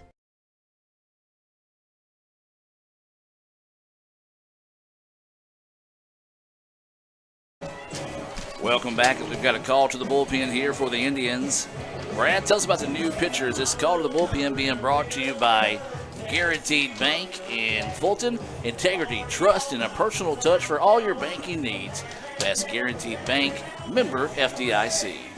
We've got Scott Green in, who is a right-handed freshman out of Olive Branch, played ball at Center Hill. Got 2 appearances on the year, only a 1 inning pitched, giving up 3 hits, 4 runs, and 1 walk. So he's going to come in and try to find 3 quick outs here and help ICC pick up this Game 1 win. Of course, we're talking about the possibility of it being 700 career wins for Rick Collier as head coach of the Indians. But, Brad, another thing is it's going to be a big win for the Indians to stay in the chase for that playoffs. So we talked about it, 2 big series going on today. Us, Hinds, Southwest, Holmes. We'll have to keep an eye on those. And those could really, the teams that can get some wins, if a sweep would be huge, but a split would keep things crazy. So a lot of meat left on the bone in the chase for the playoffs here.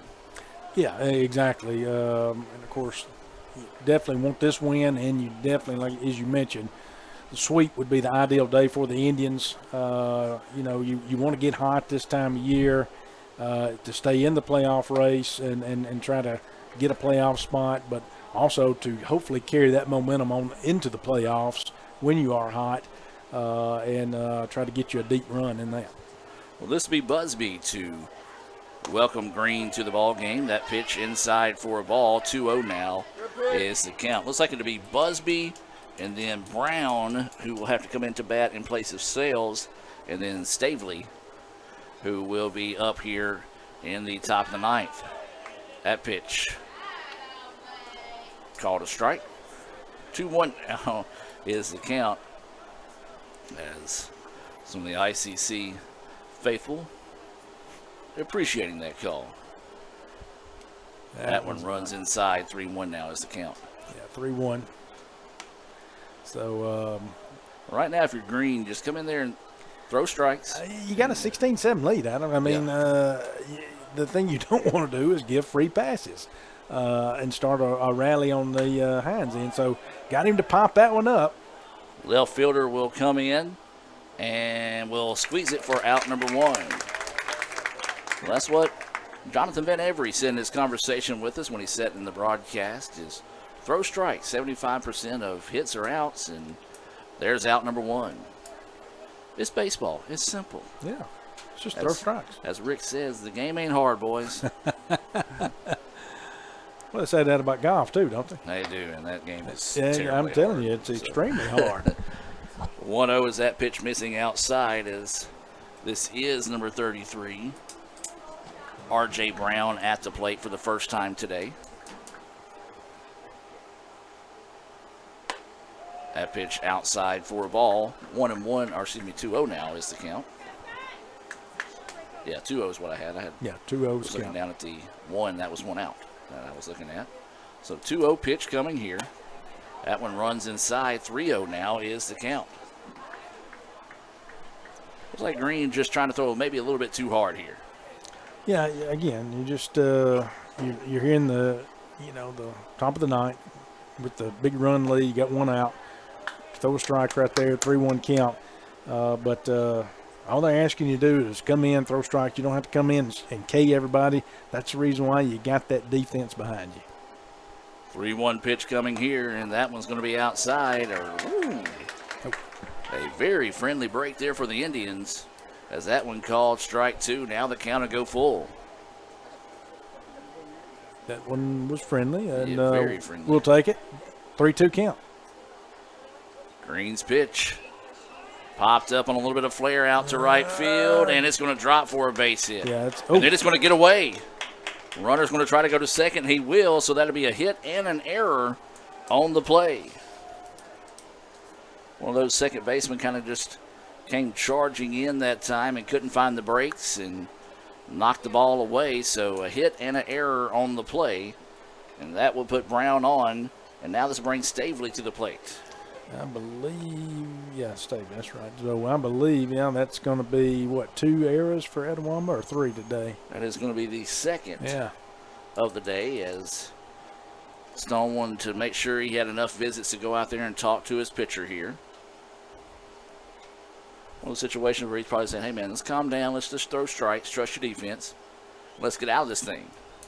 Yeah, I mean, again, when you've got a 9-run lead going into the top of the 9th, you got to have faith in the guys behind you. You know, and you got 7 behind you back there, and then you got 1 behind the plate, and they're willing to play for you. So you don't have to do it all if you're the pitcher. You don't have to K everybody. You don't have to get every out if you're the pitcher. Let those guys help you out. Let's get out of this, get the game 1 victory so we can move into game 2. Runner at second with 1 out. Pitch outside for a ball, 1-0 is the count. Stavely had a solo home run back in the 3rd inning. He reached on a fielder's choice in his previous at-bat. And so waiting the 1-0 pitch here from Green. That one clips the edge for a strike. 1-1 now is the count. So 1 ball, 1 strike, 1 out. Runner at second. ICC up in this one 16-7 here in the top of the 9th inning. Yes. That went in there for a strike. Nice job coming back with a, I don't want to call it all speed, but just a nice location running back inside for strike 2. Yeah, it took his timing off a little bit there, Adam, and that's what kind of froze him up there. So quickly ahead in this count, 1-2. Runner at second. Takes his lead. Now the pitch. This one's going to be fouled off. It's going to get out of play, and we'll stay at 1-2. Yeah, just battling that one off. That one's on the inner part of the plate there, and kind of on the inner part of that bat. All he could do was just battle that one off and try to stay alive as best he could so he could foul that off. So good job on the part of Stavely there to do that and remain alive here with a 1-2 count. So checks the runner, now delivers. And this one lifted. First baseman's going to go over in foul territory and will come back in and actually slip down, and the ball hit him as he fell down that time. And well, I think he lost it in the sun a little bit, then he slipped, and then it's just a tough area. Yeah, because you ain't getting no help over there. No, you ain't getting no help. He's on the hind side, and no one's telling him where it is or what to look for. If there's anything out there that he might fall over, trip over, you're running right toward the dugout. And so difficult play over there. So Stavely remains alive there. 1-2 count. So 1 ball, 2 strikes, 1 out, and a runner at second. Here for Hinds in game 1. We're in the top of the 9th. Green getting set to deliver the pitch. This one tattooed out to center field. Center fielder couldn't find it. It'll drop, and that'll go for a base hit. Yeah, line drive out there, hit. Good job keeping that in front. 1st and 3rd situation here for Hinds and Etowah defensively. Number 11, Reed McCrillis. So this will bring McCrillis to the plate. I've already talked about him, very large in stature. He's 1 for 4 on the day with a pair of strikeouts. He did double back in the 5th inning.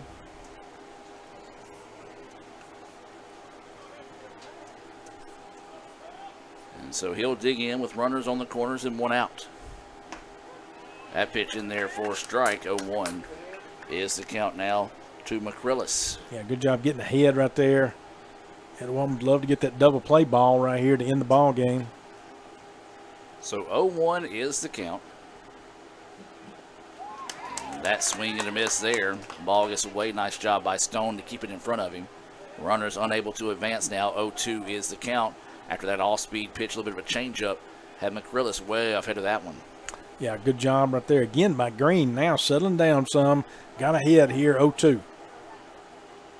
Pitch on its way. Got him. Swinging and a miss for strike 3. Yeah, well ahead of that one. He had him way out in front. And so able to get the K right there. 2 outs here in the inning. Big-time Renaissance Bank strikeout first of the game for Green. Renaissance Bank, they are the bank that understands you. Find out why by visiting RenaissanceBank.com. And now this will bring the number 9 batter, Diego Maddox, to the plate. Remind you, we will have a Renaissance Bank postgame report, but it won't be our traditional report, as we'll keep it here as that pitch across for a strike. And then we'll take you to the field for a special post-game presentation as we're an out away from here. Runners on the corners for Hinds. As 0-1 is the count to Maddox. He singled his last time up. Will take a chop at that one, pops it up, and it will get out of play for strike 2. So quickly got 2 strikes on him. Again, Green has done a good job after coming in and battling on that front end and kind of getting behind in the count. Now he's getting ahead in the count, has on these last 3 batters here, or including this one and the last 2 before. So excellent job now by Green to throw strikes and allow that defense to play behind you. So the 0-2 pitch on its way. This one popped up. It'll get back and out of play, and we'll sit at 0-2 once again. Yeah, found it back there. 0-2 count ahead here. No need to give him anything good in the zone or anything like that. Nothing in the dirt or in the turf needs to go down because you don't want the run to score from third, but definitely no need to have anything close in the zone right there that he can tee off on. So what did the 0-2 offering here from Green? On its way. That one outside, blocked up nicely there. As you said, not a bad spot to miss. They're going to appeal down to first, and said he did not go. Yeah, he held on that one. Yeah, that was. If he called that strike 3, that was just because he was ready to go to That's just because he's ready to go to the air conditioning for a little break. So now the count goes 1-2 here on Diego Maddox. Got him. Swing and a miss for strike 3, and that'll do it. Indians will win it by the final score of 16-7. Indians 16 runs, 15 hits. Ladies and gentlemen, please take And Hinds 7 runs on 12 hits. Hinds had no errors. ICC had 2. As we said, we're going to keep it here and have a special presentation coming up here for you for a moment. And Dr. Boggs, I'm going to let you kind of take things over here. I'm going to turn my mic down, Ralph. I'm going to turn yours up as I'm going to head over there here right now. Yeah, just kind of we're getting out there, setting everything up. And, of course, special moment here for everybody. And Coach Collier and the legacy that he's had here at Etowamba. And we're going to make that presentation. Ralph's filming that. We're going to turn it over now to Adam here on the PA, and he's going to present what he needs to here. Ladies and gentlemen, please direct your attention to home plate for a special moment of recognition. Today we are honored to honor a true legend of the diamond in Coach Rick Collier, who with today's win achieves an extraordinary milestone, his 700th win as head coach of the Indians. Coach Collier has dedicated his life to the game of baseball, and more importantly to the young men who have worn the red and blue under his guidance. His impact on the program, this school, and this community is immeasurable, and 700 wins is a testament not just to his coaching excellence, but to the unwavering commitment to the development of champions on and off the field. To commemorate this achievement, Coach Collier is presented with a custom bat as a symbol of excellence, dedication, and countless lives that he's impacted throughout his career. This bat was created by one of Coach Collier's former players, Andy Rice, who wanted to make sure his appreciation and the appreciation of so many former players were felt today and for years to come. Please join us in giving a loud, heartfelt round of applause for Coach Rick Collier for 700 wins and a legacy that runs deeper than the numbers. Congratulations, Coach.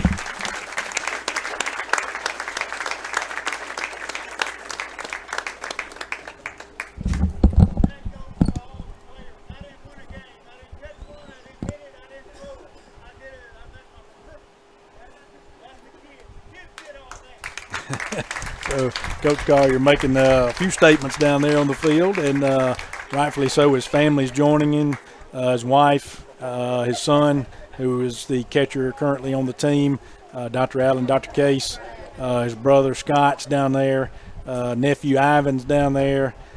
So good family atmosphere down there to celebrate this big victory for Coach Collier. 700 wins, Adam, and they're going to take a picture at home plate with the bat. But huge moment of opportunity here. 700 wins, that's a lot. 723 seasons, and that is a lot. Puts him in the top 5 of the coaches in the MACCC for most wins. Don't know this for a fact, but I do believe the most wins was by former Mississippi Delta head coach at 767 wins in his career. So Coach is not only leaving his mark, but leaving a legacy on a very proud baseball program here at ICC. Yeah, no doubt. And if I know Coach Collier, he's going to take this moment right here just to relish in this, and then it's time to go after 701 here in a minute. Absolutely. Once this is done, he's already thinking about 701, and that's a special moment here as that's going to wrap up the Renaissance Bank postgame report. Indians win the first game of the day by the final score of 16-7. And this is a really special moment here as he's joined by Stone. And Stone's been here for a lot of those 700 wins. Yeah, he has. Stone's been here even as a kid. We remember him being around here as a kid, but then being able to play for his father. Not only play for his father, but play for his father on win number 700. And that's going to do it for Game 1. We'll take a break and be back in about 30 minutes with Game 2 here on the ICC Sports Network. Another great Saturday of college football. You're always pushing yourself. There's no time to rest. You keep moving forward. The only thing better than your last accomplishment is your next. What's next? What's next? What's next? So, Allie, what's next? I guess we'll see. Find a bank that's as excited about your future as you are. A bank that asks, what's next? Renaissance Bank, understanding you.